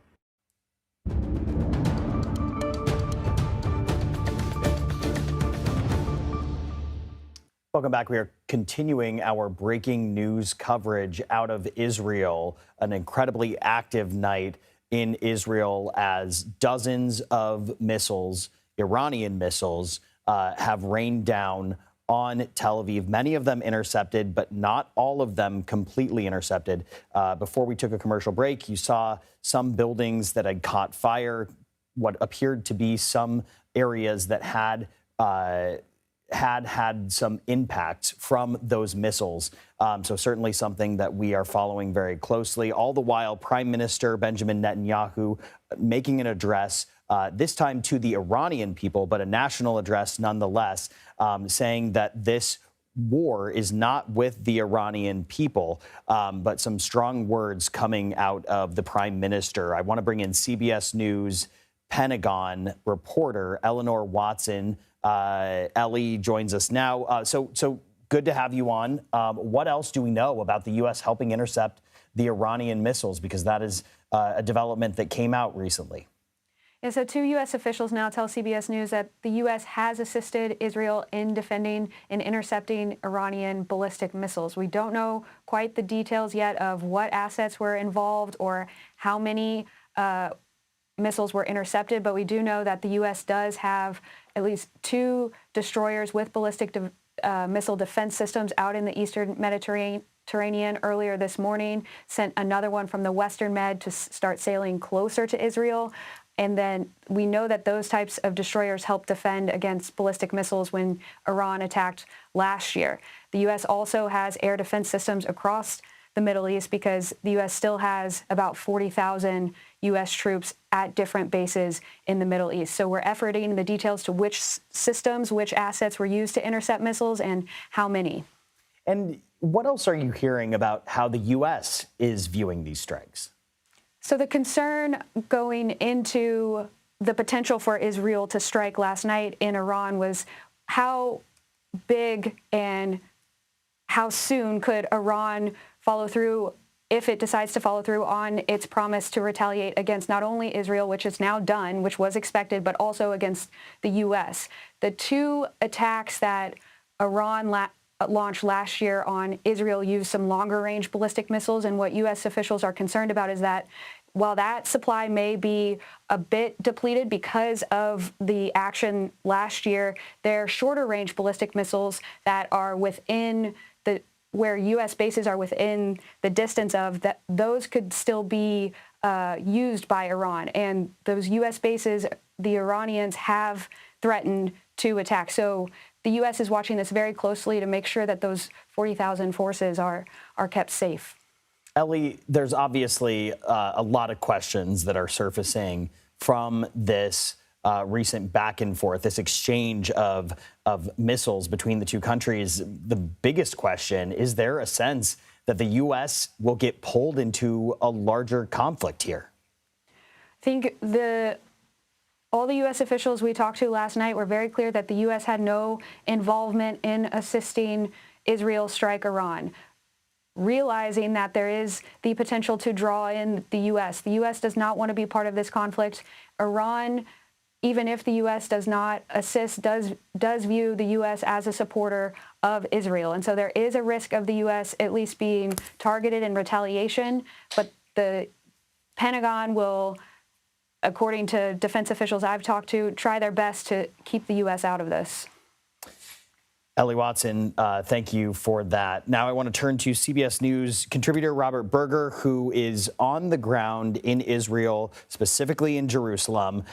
So, Robert, I'm seeing some reports from Haaretz of injuries. Are you hearing anything about people? Are you able to confirm any of that information coming out about what, if any, injuries have unfolded because of these rounds of missile strikes?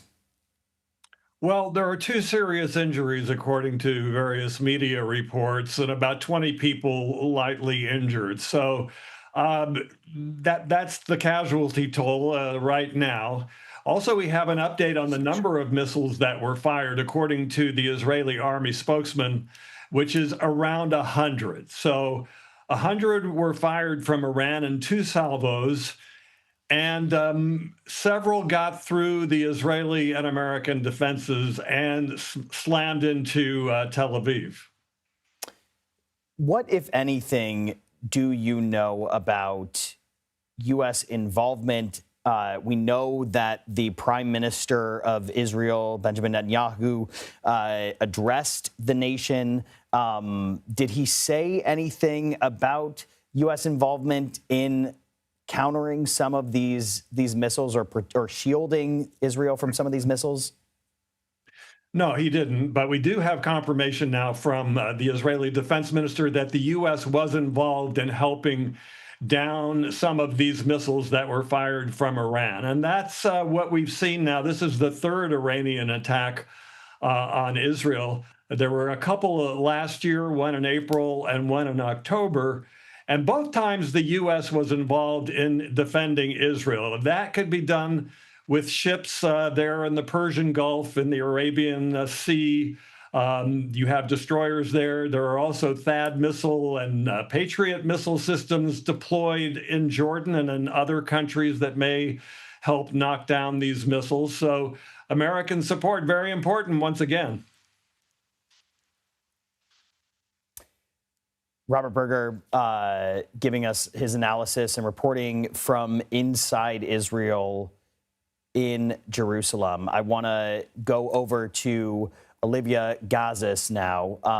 She is joining us as well.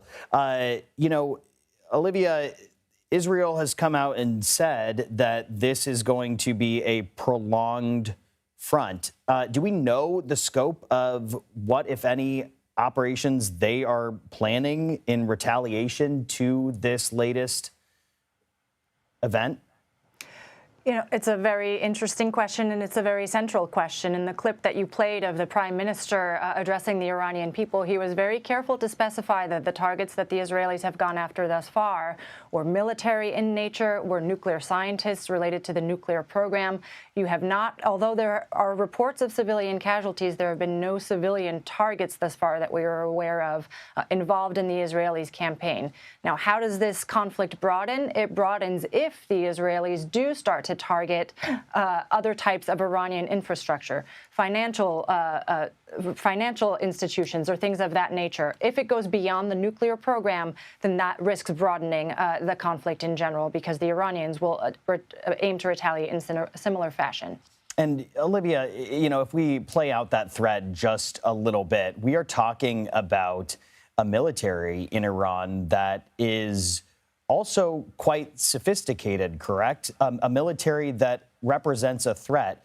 And just want to give you a heads up, we have about a minute for you to give us your take on that.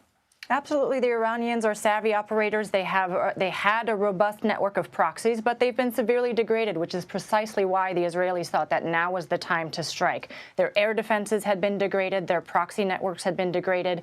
And that is why Benjamin Netanyahu was making the calculus, the very risky one, of whether to take it a step further and target elements of the Iranians' nuclear program. We know there are risks to that, and we know that the UN's watchdog, the IAEA, is very carefully monitoring whether there's been any spillage of radioactive material. We understand he's briefing the UN right now about all of his findings thus far. Olivia Gazis, we appreciate it. And I want to thank all of our guests who have been live with us over these more than 90 minutes. You know, once again, just as you can see, as night falls on Tel Aviv, Israel, a number of missiles were intercepted. Some did hit Tel Aviv. We're going to take a quick break. You're watching CBS News 24/7.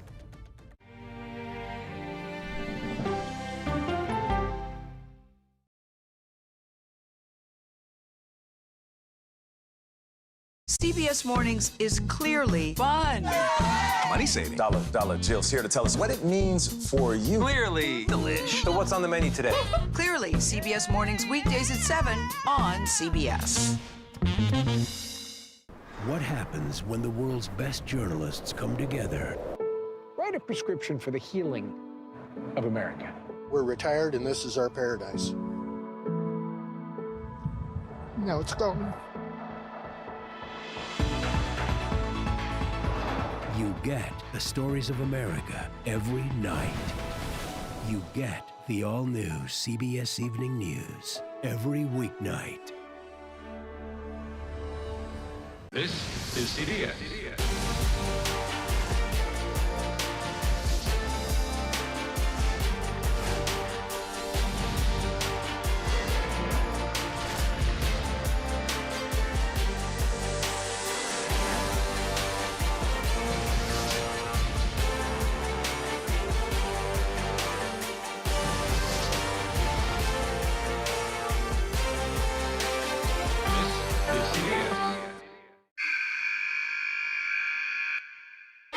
I had progressively fallen deeper into the world of online sports betting. The risk is the rush. What do you think is driving the spike in popularity? I think it's legality.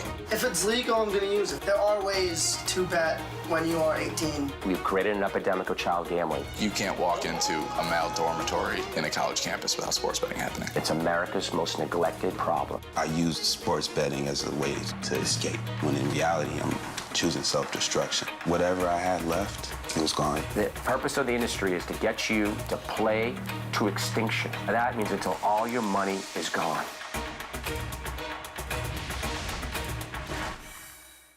Go to the ends of the earth. We'll hit the heights. And reach for the stars. Star power. I like it. Ta-da! I want to be part of this. Because there's always something new under the sun on CBS Sunday morning.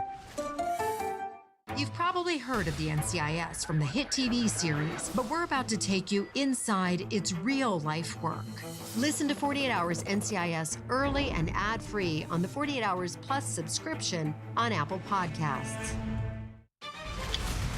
Okay, let's go. You guys good? Start at the beginning. All right, we good? Keep going. The clock, it's ticking. Off we go. 60 minutes. Is this what you want? 60 minutes. 60 minutes! It's time for 60 Minutes, Sundays on CBS.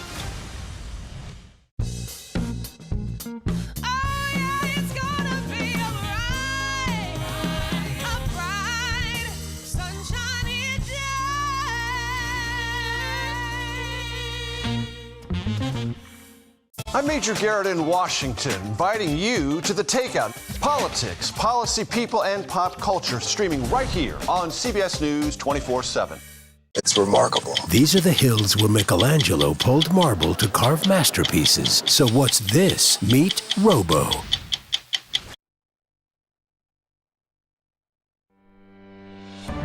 You're watching CBS News 24/7. I'm Juliette Goodrich. We are following the breaking news in Israel, where Iran has fired hundreds of missiles following Israel's strike on Iranian nuclear and missile sites. Iran's state-run news site delivered the news, and this all comes after Iran's supreme leader vowed revenge on Israel for strikes on its nuclear and missile sites.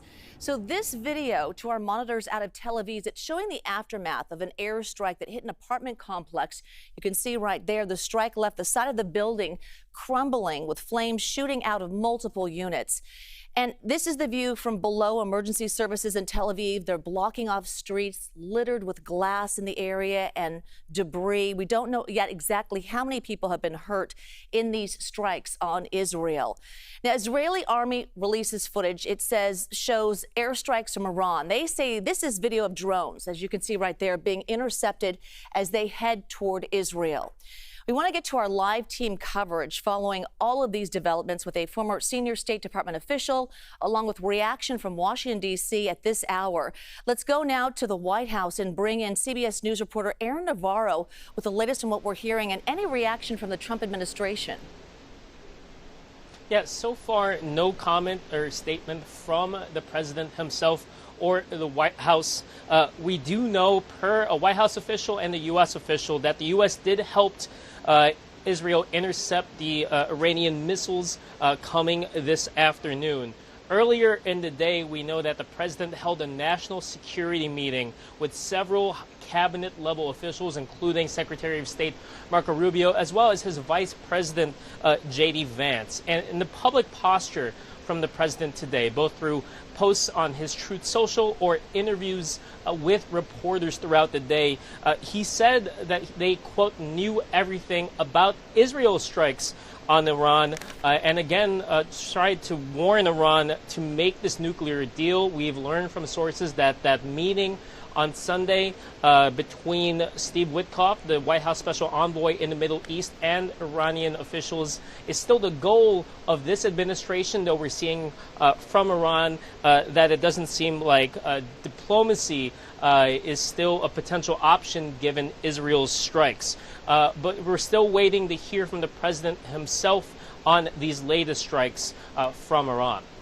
Aaron, I want to ask, what are we hearing from American military bases in the Middle East? Yeah, we're hearing that U.S. forces at two bases in Iraq and Syria were ordered into their bunkers earlier this afternoon. This kind of signifies that there was a potential threat that they were facing among these heightened tensions in the Middle East. What we're seeing from many countries in the Middle East is condemning the strike from Israel on Iran, but also calling for de-escalation. We know that these U.S. troops who were in the bunkers were there for about an hour, got out around 3 p.m., but it's certainly something we're going to be watching should Iran strike any U.S. bases or, ships in the region as part of their overall retaliation to Israel strikes. Aaron Navarro, will check back with you. Aaron, thank you. Live from the White House. I want to go to former senior State Department and CIA official Ned Price. He's joining us live now. Ned, the White House is saying the U.S. is helping intercept missiles right now, Iranian missiles. Can you talk about that particular support and what's happening now with your expertise? Well, it's not at all surprising to hear, especially because President Trump said yesterday that the United States would help defend the state of Israel if it were to come under attack. And it was a pretty safe bet that Israel would face retaliation after this operation against the Iranian regime. The question in my mind is to what extent this participation, this U.S. participation in Israel's defense, will heighten the threat picture for U.S. forces, U.S. diplomats, other Americans overseas, whether they're private citizens or those who are deployed in service of the U.S. government. You'll note that the Trump administration has gone to extraordinary lengths to provide some at least initial distance between the United States government and what Israel started yesterday. In fact, Secretary of State Rubio's statement yesterday called this a unilateral operation, said the United States played no part in it. We've heard that from others within the U.S. government, and that was a strategic choice to try to signal very clearly to Iran that we played no part in this and we should face no consequence in terms of their retaliation. Now that the United States is very clearly and explicitly and even publicly taking part in the defense of Israel, The question on my mind is, to what extent will that put our forces, our assets, our infrastructure in Iran's crosshairs? The administration, I think, has done well in signaling very clearly to Iran that it should not make the colossal mistake of targeting American assets and interests. But Iran has not always done the wise thing. And my concern is that they may try to bring the United States into this in the days ahead. Yeah, that is the concern. Will the U.S. get pulled into a bigger conflict? I also want to talk about the timing of this. Why now? It's a question that lots of people are puzzling over, and I think there are really two contexts we need to consider. The first is a strategic context, and there is no question that over the course of the past 2-3 years, Iran and its proxies have been weakened in significant and even strategic ways. In the last barrage between Israel and Iran in October of last year that followed an earlier exchange of fire in April of that year, Israel was successfully able to take out much of Iran's air defense, leaving a hole, as it were, for them to eventually go after the nuclear infrastructure that they've been doing over the course of the past 24 hours. On top of that, Hezbollah has been decapitated. It's in a weakened state as a result of Israel's operations over the course of the past 18 months or so. Hamas, of course, is very clearly decimated. The Houthis are under pressure. Shia militias in Iraq and Syria are also somewhat weakened. And so Israel probably appreciated that strategic context. But there's also a political and even geopolitical context to this. And so while Israel yesterday was very clearly going after the Iranian nuclear program and its military and some leadership targets as its proximate target, there is no doubt in my mind that they also wanted to take direct aim at diplomacy and the Trump administration's diplomacy that was ongoing with Iran. And in fact, the president's envoy, Steve Witkoff, was supposed to meet with the Iranian foreign minister in just a couple days from now on Sunday in Oman. The Israelis have long been uneasy about this. It seems very clear they don't trust the Trump administration to strike what they would consider to be a good, solid deal. And so it seems pretty clear to me that they saw this not only as a chance to go after Iran, but as an opportunity to put an end to what they saw as potentially weak and, in their own eyes, dangerous diplomacy that the Trump administration was engaged in. I wanted to ask, how has the international community responded to the developments, and any reaction yet from Russia? Well, I think what we're seeing is what we see often in contexts like this. We see a public reaction, and then very quietly, we hear a private response that can be somewhat different. The UN Security Council is meeting right now. Russia, as it often does, is condemning Israeli actions. It's condemning what it calls Israeli aggression against Iran, and that's no surprise. What I'm looking towards more so is the reaction from the Middle East. And we've seen some pretty strongly worded statements from the Saudis, from others within the Gulf, from the Jordanians and others condemning this Israeli operation. At the same time, we are seeing some longstanding partners in the Middle East, including friends of ours who have become at least friendlier with Israel in recent years, take part in the operation to defend Israel. Now, in some cases, these countries are saying that they're going after drones and ballistic missiles that pose a threat to their own territory, and that may be true. But from our previous experience, and unfortunately we had 2 previous goes with Iran launching military campaigns at Israel in 2024, we did see longstanding U.S. partners take part in efforts to repel this kind of retaliation. These countries are not going to brag about it. In fact, they are not going to make it public, and some will even go to extraordinary lengths to keep it hidden, to keep it hidden from public view. But the fact is that there will be a number of countries in the region who are satisfied, if in some cases not gleeful, to see the Iranian regime defanged in this way. Now, they may come to regret it if the region bursts further into flames and if conflict really takes center stage rather than enhance stability, security, and integration across the region. Whether that happens, whether we see more conflict, whether we see more security and stability, I think it's far too early to say. That's something we'll have to see over the coming days, weeks, months, and yes, years, given the scale of this operation. Former senior State Department and CIA official Ned Price, I want to thank you for your time. Now let's bring in CBS News White House and Political Executive Director Fin Gomez. All of this, Fin, happening as the Army's 250th anniversary parade is planned for tomorrow, and amid the anti-ICE protests, this is a full schedule for not just the White House, but all of D.C. Let's talk about the big picture for this administration. Yeah, it's a really fully packed week, as you know, Jules, and it ends with this big parade that's been planned, as you mentioned, for the 250th anniversary of the Army. It's happening Saturday here in Washington. It's also the president's 79th birthday. It's expected to include up to 6,600 soldiers, as well as about 150 vehicles and 50 aircraft, Jules, as part of the celebration. This is according to Army officials. There are hundreds of thousands expected to attend, Jules. According to the organizers of this event, it's been this commemoration has been being planned for 2 years, but really the advent of this parade started back in Trump 1.0 when the president was in France for the Bastille Day celebrations and really took note of the military parade they had there.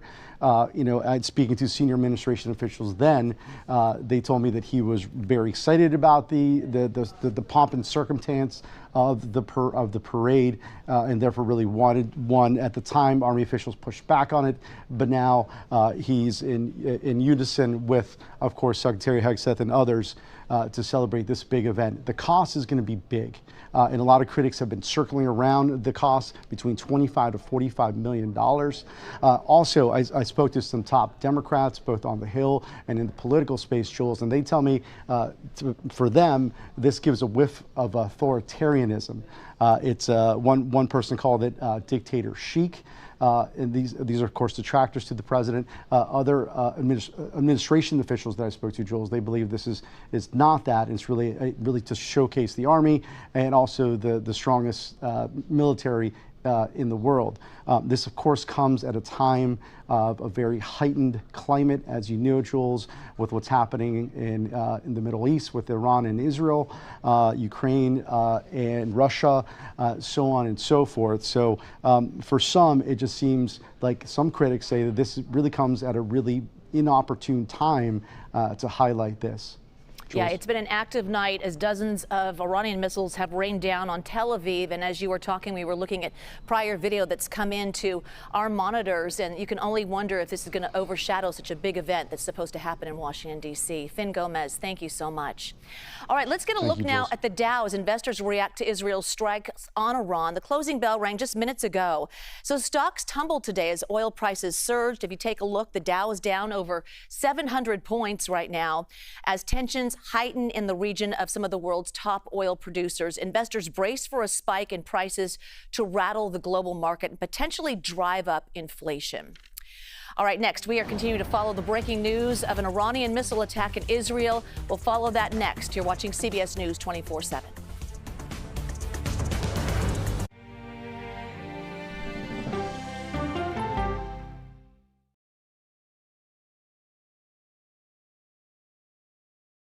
What happens when reporters take you inside the story? I've been asking for over a year and a half for access into this place, and this is the first time we're getting it. You get the all-new CBS Evening News every weeknight. This is CBS.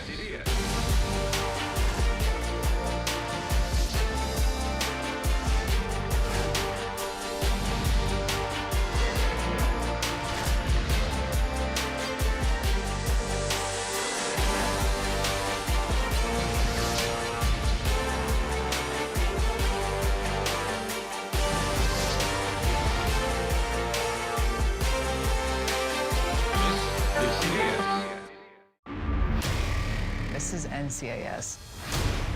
You put on that uniform, you agree to protect the person next to you, no matter what. Welcome to Australia. Match made in heaven.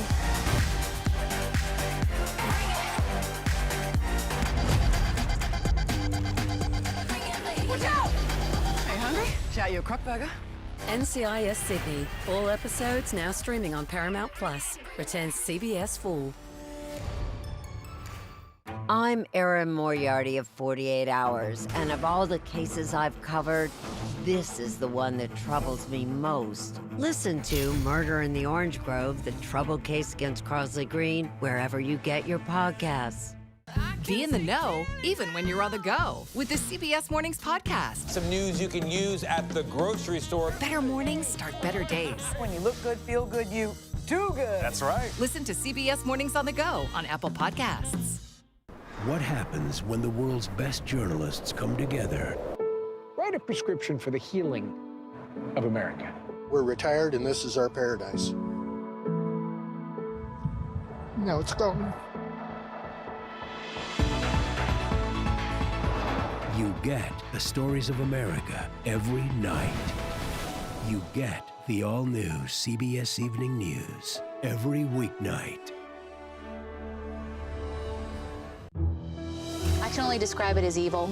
Follow and listen to Train to Kill, The Dog Trainer, The Heiress, and The Bodyguard on the free Odyssey app or wherever you get your podcasts. My job can get dangerous sometimes, but I'm very good at what I do. I know you're scared. I'm here to help. They said you were the best. Your daughter hired me to bring you home. I made her promise I would never stop looking. Thank you. Thank you. Thank you. You hear about the reward? Come here. Okay. Tracker, all episodes now streaming on Paramount Plus and returning CBS Fall.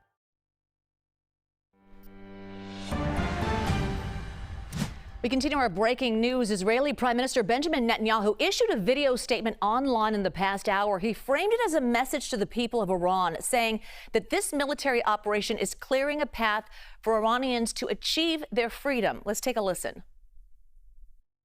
In the past 24 hours, we've taken out top military commanders, senior nuclear scientists, the Islamic regime's most significant enrichment facility, and a large portion of its ballistic missile arsenal.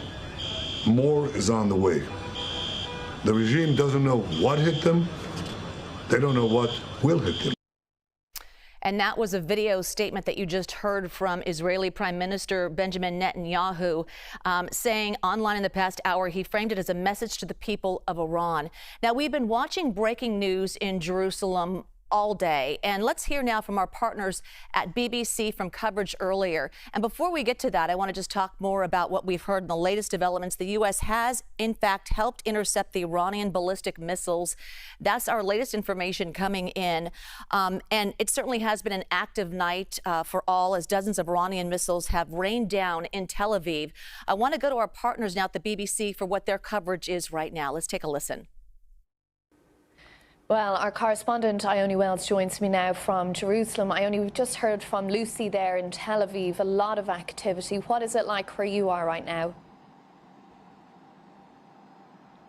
That's right. As we heard from Lucy there were significant explosions seen and heard in Tel Aviv.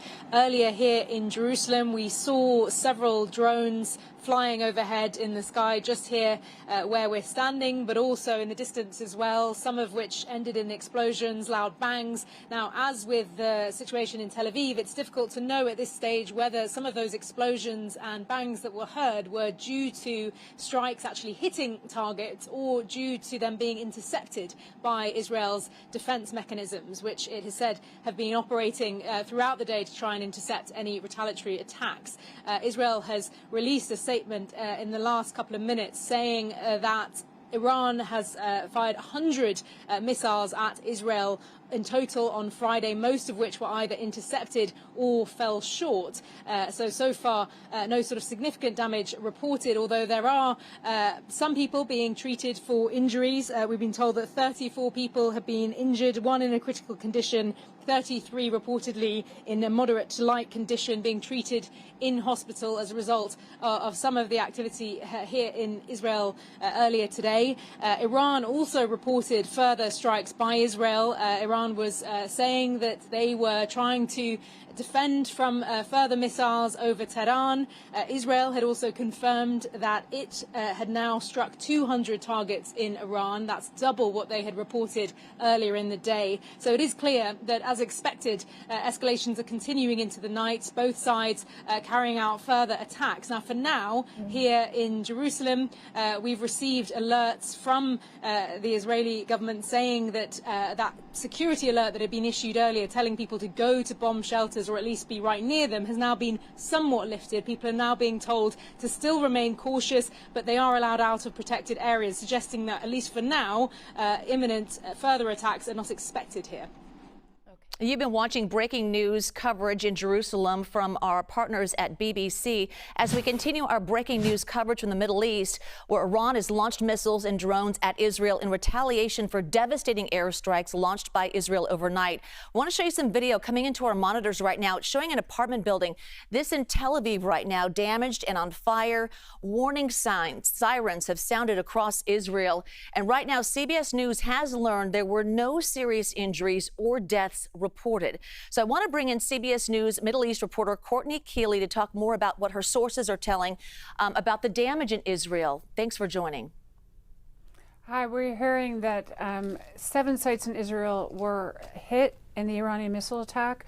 The extent of damage still unknown, but we did see that the wounded, approximately 42 critically, are the latest reports coming out of Israeli media, mostly moderate to lightly wounded. There were 2 barrages of attacks, ballistic missiles that were mostly intercepted, and U.S. officials confirmed that America is involved in helping with the defense systems. There are Patriot battery and there are some U.S. military there to operate some of these missile defense systems, about 100 people, and they also have covert stations around the region, which we've seen in the last year or so when there have been Iranian strikes previously under the Biden administration against Israel. This is coming after these Israeli extensive strikes against Iran.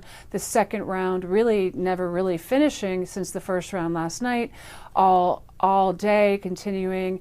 There were barrages happening in Iran while these missiles were launched against Israel.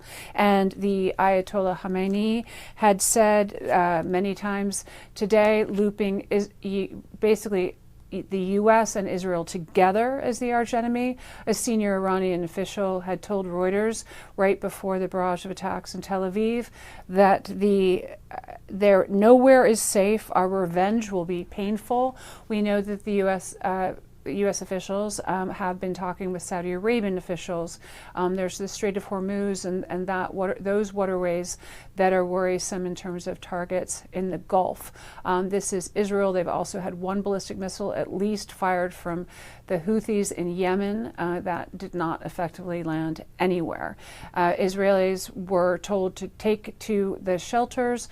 Air raid systems launched across Israel, screaming into Shabbat night. That sound the Israelis know so well to go in their shelters. But what I was also hearing from Iran is Iranians saying, where are our sirens? Where are our shelters?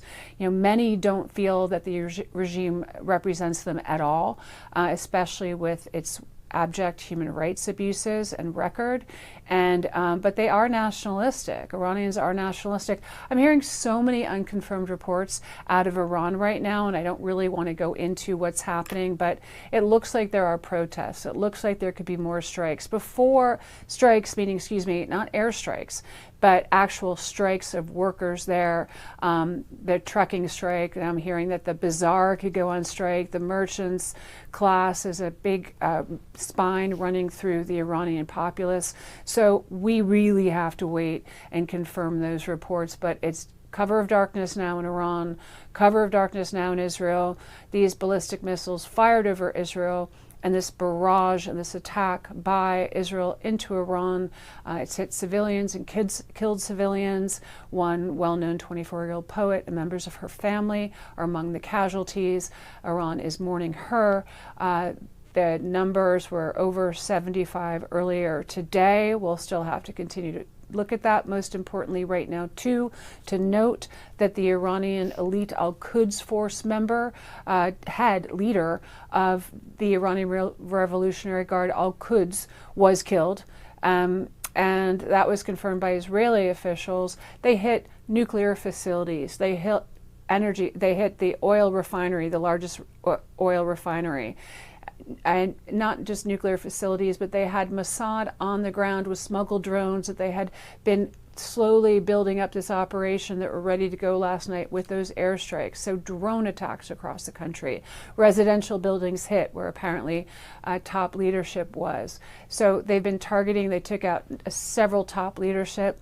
Under Ayatollah Khamenei, he announced their, quote, martyrdom. He announced that they were already being replaced. So Khamenei still large and in charge. Some Iranian reports saying that Iranians are taking to the streets and protesting. It's still early days. Prime Minister Netanyahu saying this could continue for 14 days or more. Courtney, we've been reporting the White House says the U.S. helped intercept Iranian missiles. What can you tell us about that? Well, the U.S. is Israel's strategic ally. They have about 100 troops on the ground to help one of their defense systems that are able to shoot these missiles out of the sky. So U.S. troops were put in the ground to help them. I can't tell you in terms of deployment if they're still right there, what the number is.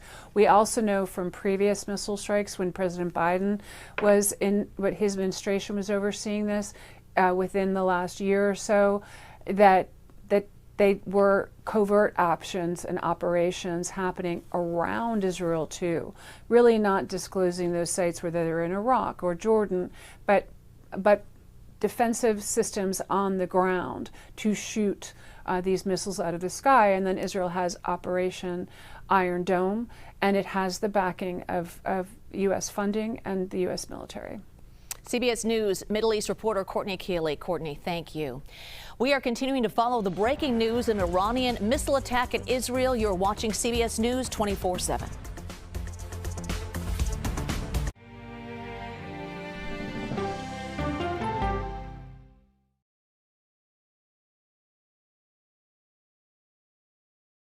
What happens when you get conversation over conflict? I think they've taught me to have grace and compassion. When we follow the human side of the headline. I'm not asking that we ignore disability, rather that we do not ignore ability. When news takes you where the story happens. We've just crossed into Lebanon. When the world's best journalists come together to cover your world, you get the all-new CBS Evening News every weeknight. It's the most popular F word in Washington, fraud. Is it true that the Social Security number of just about every single American is available for sale on the dark web? An eye-opening 60 Minutes report. That's chilling. It's time for 60 Minutes. Your life is still a mystery. When your gut tells you something fishy's going on, there's almost always a 4-day-old carp lying around somewhere. Finishing this is the only thing that's important to me. Either way, the truth is coming out. Heading home? Who the hell are you, Madeline Matlock? Matlock. All episodes now streaming on Paramount Plus and returning CBS Fall. Sunday morning, we hail a driverless taxi, plus billionaire Barry Diller's revealing new memoir, and when trash becomes art, this Sunday morning. Politics isn't a game. When do consumers actually get to touch and feel a difference in their lives? Politics is about policy. So you would encourage Democrats to work with Donald Trump on an issue like healthcare? I'm a voracious consumer of information, and I'm impatient. I don't like to be spun. Do you know if there are active terror cells in the United States right now? To be moderator of Face the Nation means bringing the most powerful stakeholders to the table to become better informed.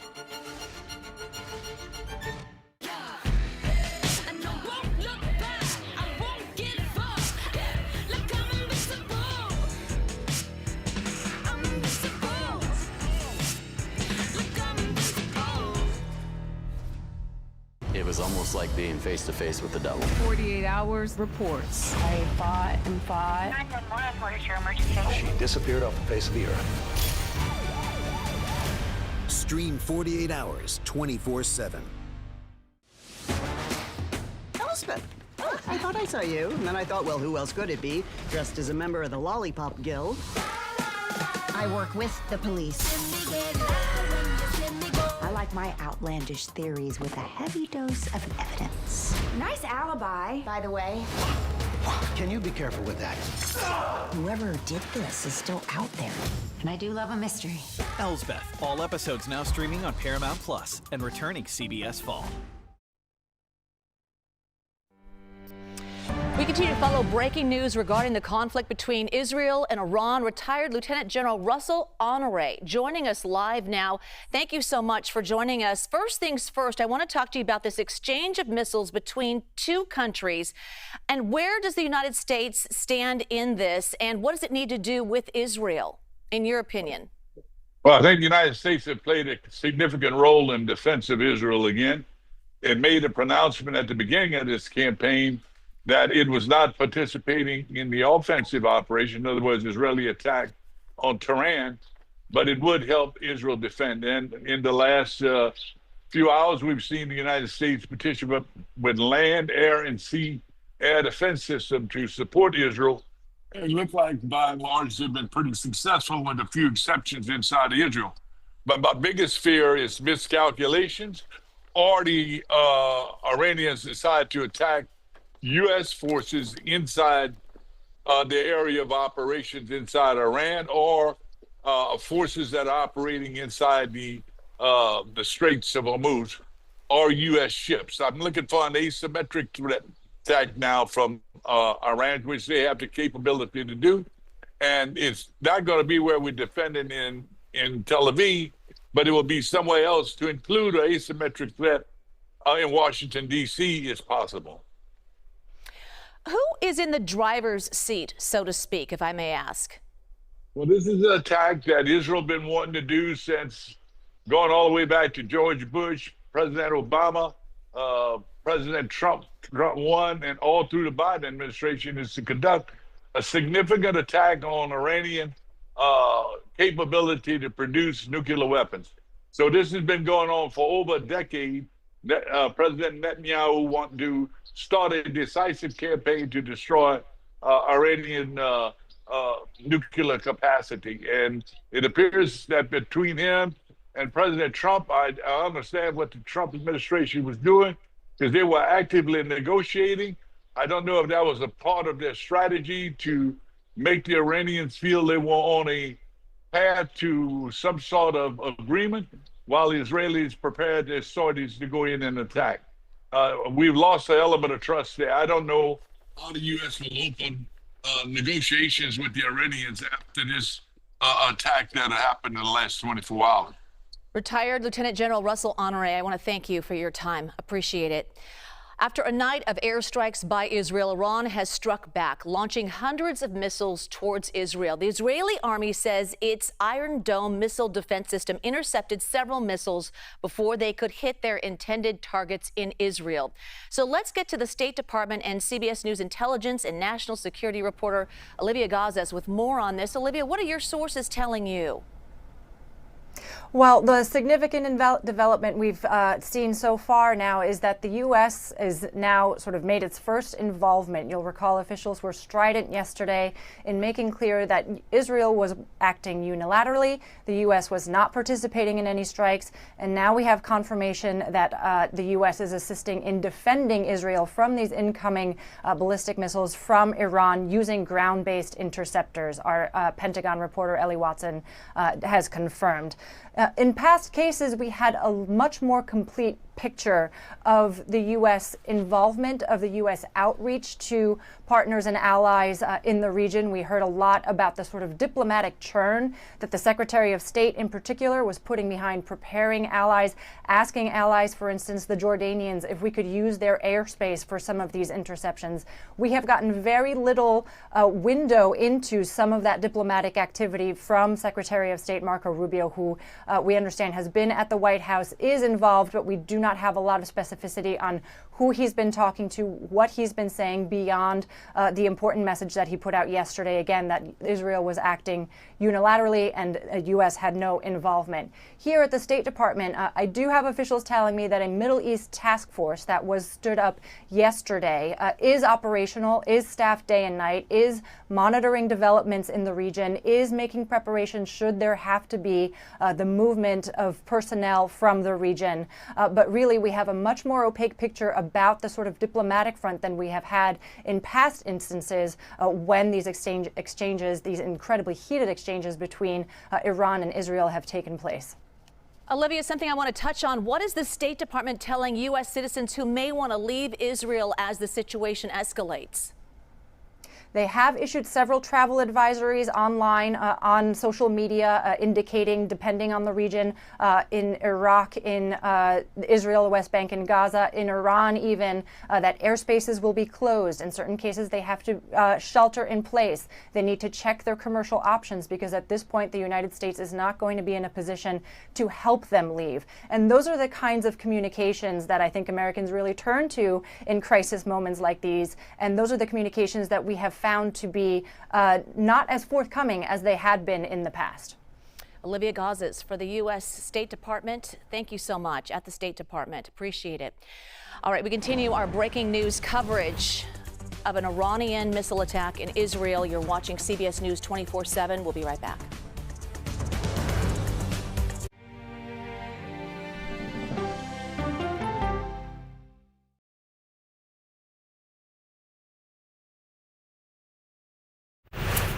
We're NCIS. You guys want to see me do the cha-cha slide? Can we get to the body, please? Right. Oh, what's got you so punchy lately? Not punchy. Passionate. This is a great team for what? We're NCIS. NCIS, all episodes now streaming on Paramount Plus and returning CBS Fall.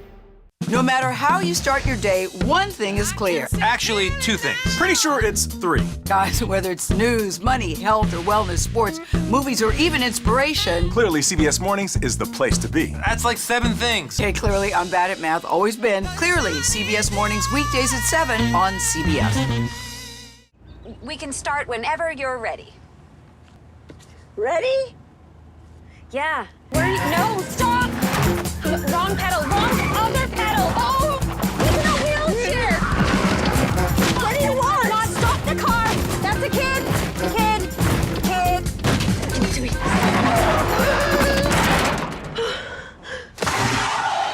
Did I pass?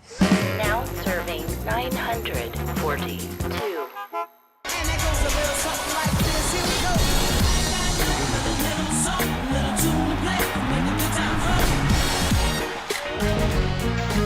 Go to the ends of the earth. We'll hit the heights. A great adventure together. And reach for the stars. Star power. I like it. So cool. But wait, there's more. Experience thought-provoking. Something that's undeniable. With mindfulness. Innovative. Magical. It's like being a child. And truly original reporting. God, you do your research. I tell a good story. Because there's always something new under the sun on CBS Sunday morning. Hi, CBS. I'm Tom Ellis. I can't wait for you to see my new show, CIA, coming CBS Fall. What happens when the world's best journalists come together? Write a prescription for the healing of America. You get the stories of America every weeknight. You get the all-new CBS Evening News. When everything's on the line, real heroes rise to the occasion. Or die trying. We're firefighters. We're gonna find a way to get you out of here. We take the hits together. We're on the same team. I'm right here with you, no matter what. I would never leave you hanging in the deep end. This place is a way of giving you new family.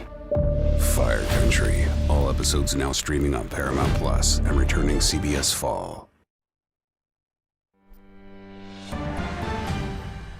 We continue our breaking news coverage. New video into our monitors now, showing moments ago, showing the streets of Tel Aviv just littered with rubble after Iran started launching these airstrikes on Israel. Several buildings sustaining some major damage there. Cars crushed, streets filled with just a mess of twisted metal moments ago. Also, a search and rescue officer on the streets of Tel Aviv said they were trying to rescue people trapped in their homes as we speak. Take a look. How many Approximately 15 people are trapped. They're still trapped right now? We are rescuing them as we speak. Why are they trapped? They're trapped because the missile hit their house, the building that they live in. And the doors get twisted, and it's difficult. A lot of them are very old to open the doors and get out from their houses. That video from Search and Rescue there. We'll go to Wall Street now, where stocks tumbled and oil prices surged in the wake of Israel's strikes on Iran. The Dow down over 700 points as tensions heighten in the region of some of the world's top oil producers. Investors brace for a spike in prices to rattle the global market and potentially drive up inflation. So let's get to a look at the top 500 stocks. This is our interactive heat map brought to you by FinViz, and you can see just a sea of red happening right now. Let's bring in CBS News Money Watch correspondent Kelly O'Grady to walk us through the reaction on Wall Street. Hi, Kelly. Hey there, Jules. Yeah, so the Dow finished down 1.8%, and it's not as bad as it could have been. You know, this wasn't one of the days that we saw back in April, but it does reflect a lot of investor uncertainty. You've heard me use that word a lot when it comes to tariffs. It becomes even more clear when we are talking about an escalating geopolitical situation and potentially large-scale conflict. Now, there are always winners and losers. Even in situations like these, the defense stocks and the energy stocks, those had really good days, Lockheed Martin in particular. But what I will note is we're going to be watching the market over the next few weeks as this conflict sort of plays out between these two nations.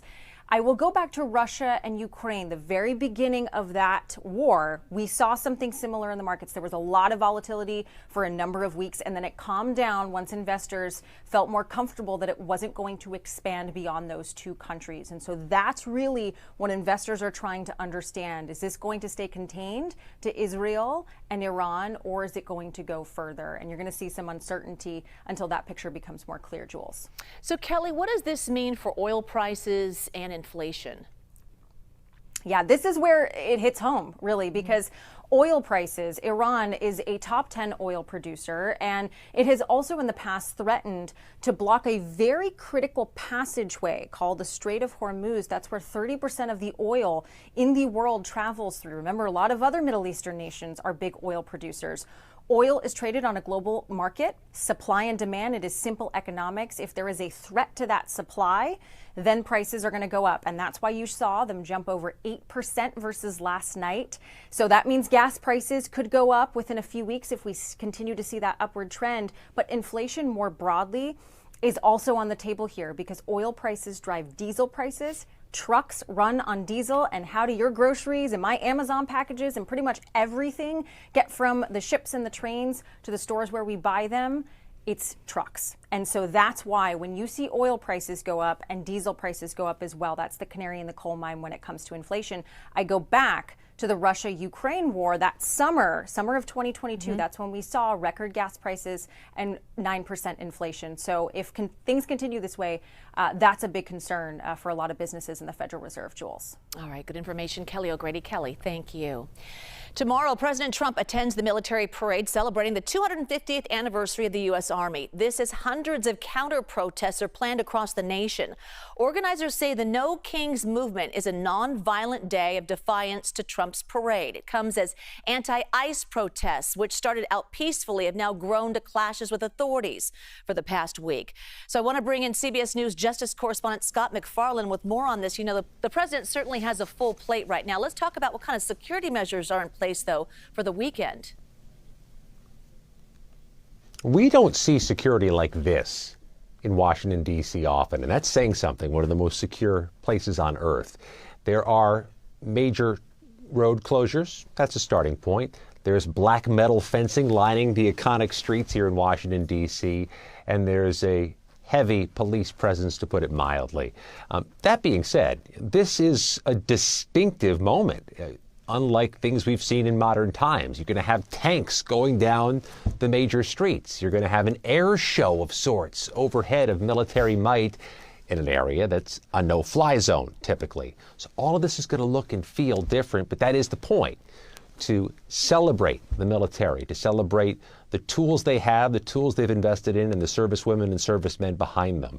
There's the flip side of this, though. There are criticisms of cost. This will cost tens of millions of dollars at a time the Trump administration is gutting federal agencies in the name of cost savings, and it's happening on the president's birthday, which has fueled criticisms that this is all very self-aggrandizing for the president. Scott, those No Kings protests happening concurrently with the military parade. So where exactly are these demonstrations happening, and what is the message here? Very decentralized, and they could be larger out in other parts of America than they are in the major metropolitan areas. From Charleston, South Carolina to Detroit, Pittsburgh, Chicago, California, you're going to see these No Kings protests, a countermeasure, a counter-message to President Trump and the military parade. There will be some counter-protesting here in Washington, D.C. tomorrow as well. A CBS News review found there are permitted groups that are organizing events, but they may be smaller because of all the restrictions here in Washington, D.C. It's such a difficult city to navigate tomorrow. You may see a larger crowd in Western Pennsylvania, in Ohio, in Oregon. And the question is, will all of them remain peaceful, and will this remain peaceful? There is a high level of security and a high level of readiness to ensure that it does. All right, Scott McFarland. Scott, thank you. And you can watch live coverage of the Army's 250th anniversary parade tomorrow here on CBS News 24/7, starting at 6:30 p.m. Eastern Time. Major Garrett will anchor our coverage of the parade, entertainment, and fireworks from Washington, D.C. The National Guard is remaining in Los Angeles for now. A federal appeals court temporarily halted a judge's ruling against President Trump's deployment of troops in response to ICE raid protests. Nidia Cavazos has the latest from Los Angeles now. 200 Marines are moving into Los Angeles to protect federal property and personnel, joining National Guard troops there. But the head of the military operation emphasized they will not participate in law enforcement activities. As of today, we have had no soldier or Marine detain anyone. The continued military presence comes after an appeals court temporarily halted a judge's ruling late Thursday that had ordered President Trump to return control of the National Guard to California's Governor Gavin Newsom. He is not a monarch. He is not a king. In his social media post this morning, President Trump thanked the appeals court for its decision. Protests over ongoing immigration raids started a week ago in Los Angeles and have since spread across the country. Stop the raid! Stop the raid! The Department of Homeland Security said Friday that 4 people escaped from an immigration detention facility in Newark, New Jersey, where demonstrators gathered Thursday night. According to internal government data obtained by CBS News, there were more than 56,000 individuals in ICE detention centers across the country early Friday.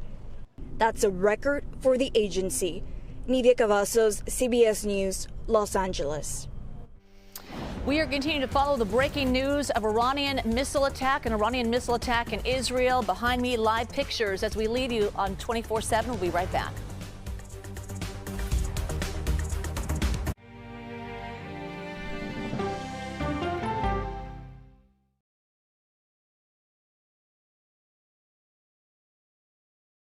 What happens when the world's best journalists come together? This was an entire building. It will take years to rebuild. We're from CBS News, American television. You get the all-new CBS Evening News every weeknight. This case. It's like a screenplay, something straight out of Hollywood. But it's not fiction. It's 48 hours.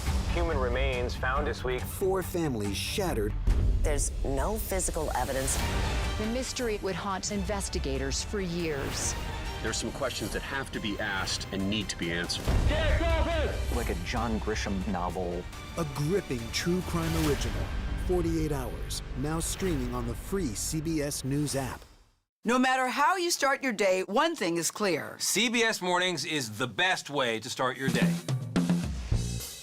I can see clearly now. My morning routine. The first thing I do when I wake up is turn off the alarm. I try to remember where I put my phone down. One alarm goes off at 4 a.m. I need not one, not two, but and I'm out the door at 4:15. 3 snoozes to get out of bed fully coherent. How much detail are you looking for? I love a bath full of bubbles. The more bubbles, the better. I'm very quick with the actual coffee, shave, shower, dressed out the door, but all around that is just pure chaos. For example, this morning, these are dirty socks. You want my honest answer? Am I a morning person? I gotta be honest. I wish morning started at like 10 a.m. Can I say that? Clearly. It's a bright, bright, bright way to start your day. CBS Mornings weekdays at 7 on CBS. People with developmental disabilities were once sequestered by the hundreds of thousands in institutions. Many of our fellow citizens are suffering tremendously because lack of attention, lack of imagination, lack of adequate manpower. Disability activists have since torn down barriers blocking them from living at home or in the community. We conclude that Title II of the ADA requires states to provide community-based treatment for persons with mental disabilities. But of the 16,000 people who remain in state-operated institutions, half are in 5 states, and Illinois is one of them. I don't want to live in the institution. It makes me feel discriminated against. Do you think there are people living in institutions in Illinois that don't need to be living there? Yeah, because they're proving it as soon as they get out.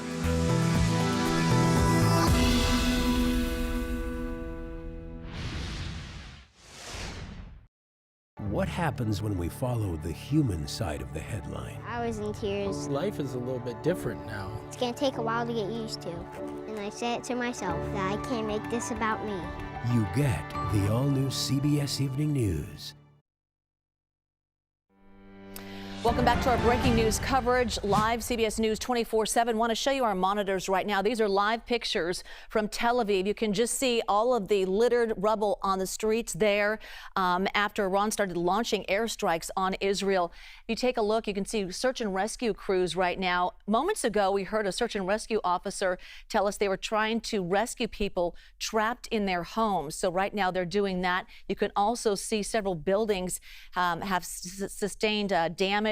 There's cars that are crushed along the streets, and the streets are just filled with a lot of twisted metal as well. So these are the live pictures that we're getting right now into CBS News 24/7. I want to just take a listen to what's happening on the ground right now. Let's listen in.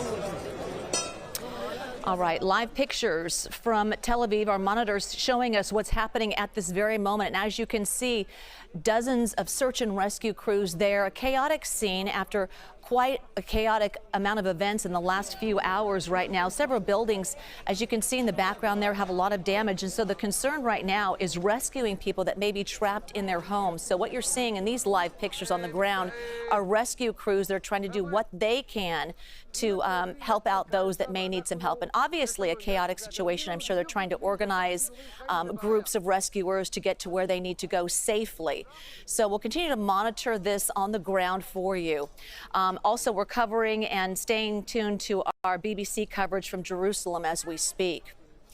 Meantime, the UN nuclear chief says Israel destroyed the above-ground portion of Iran's main nuclear facility. So I want to hear now from our partners at BBC who spoke to Egypt's former assistant minister about the escalation still possible. Joined now by Hussein Haridi, Egypt's former assistant foreign minister. Thank you for your time. When we look at the Israeli strikes overnight and then Iranian retaliation, what chances of de-escalation in the region now, and how might that happen? Well, it all depends. It all depends on the Israeli plans. The Israeli government promised that the attack that took place yesterday could last for weeks. And so I guess it all depends on Israel and on the United States, on the American administration. We have read the tweet by President Trump today, and he, as a matter of fact, while he called on the Iranian government to resume talks with the United States in order to reach an agreement on the Iranian nuclear program, but in the meantime, he threatened the Iranians. If they don't reach the agreement, then dire consequences would ensue. So I'm not sure that the Iranians, under these circumstances, would be willing to go to the 6th round of negotiations with the United States. So we hope that the E3 plus the United Kingdom would have contact with the American administration in an attempt to convince the United States that it's for the interest of all, including Israel, that the Israeli attacks would cease forthwith. And if they don't, are countries such as Egypt and other Arab states in the region likely to speak out or take any action, because they are, Egypt obviously an ally of the US as other Arab states are, and yet there's obviously been criticism of Israel's actions here? Well, of course, we, as far as the Egyptian position is concerned, we have lent support to all diplomatic efforts, whether on the part of the United States or on the Europeans or Russia and China, in order to find a diplomatic solution. And you were looking at live coverage from our BBC partners there. The UN nuclear chief says Israel destroyed the above-ground portion of Iran's main nuclear facility. We were listening in as our partners were speaking to Egypt's former assistant foreign minister about if de-escalation is possible. We leave you now with live pictures from Tel Aviv, the scene now as search and rescue crews try to go in and save people inside. The Takeout with Major Garrett is next. You've been watching breaking news coverage on 24/7.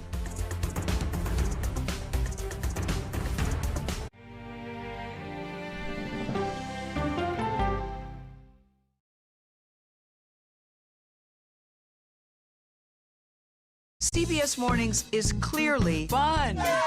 Money saving. Dollar Jill's here to tell us what it means for you. Clearly delish. So what's on the menu today? Clearly, CBS Mornings weekdays at 7 on CBS. What happens when the world's best journalists come together? Write a prescription for the healing of America. We're retired and this is our paradise. Now it's gone. You get the stories of America every night. You get the all-new CBS Evening News every weeknight. This is CBS.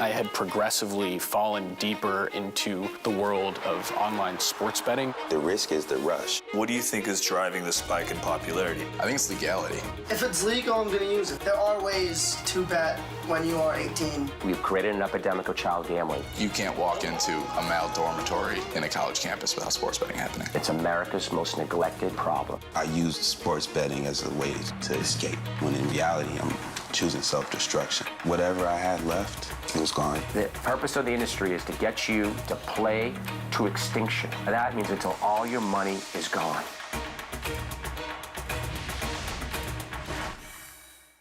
Go to the ends of the earth. We'll hit the heights.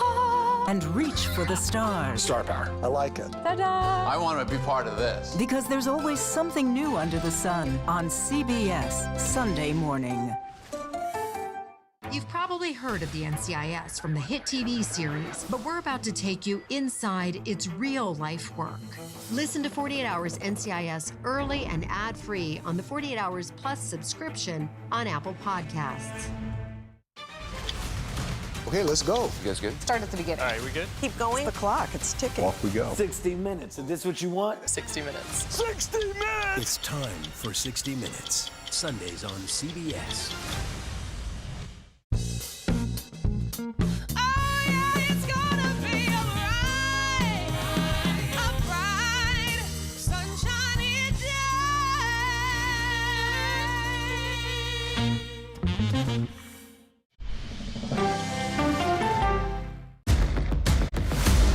Donnie Wahlberg here. Can't wait for you to see my new series, Boston Blue, coming CBS Fall. Iran launches a barrage of ballistic missile strikes in Israel in retaliation for Israeli attacks targeting Iranian nuclear sites, generals, and scientists. President Trump says he knew Israel's plans. His top advisors watched the assault from the Situation Room. What is the next move for the U.S.? And as we head to the weekend, we go to a bar to find out why Gen Z is allergic to open bar tabs.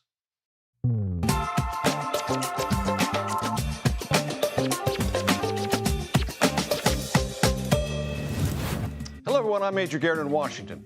Welcome to The Takeout. Israel and Iran are now engaged what both call, and all visible evidence confirms, an all-out war. Late today, Israel was under siege from a ballistic missile assault. Israel says 21 people were injured. 2 were in serious condition. The country's air defenses are at maximum alert, intercepting what they can. As sirens wail, civilians have been ordered in and out of bomb shelters. Israel has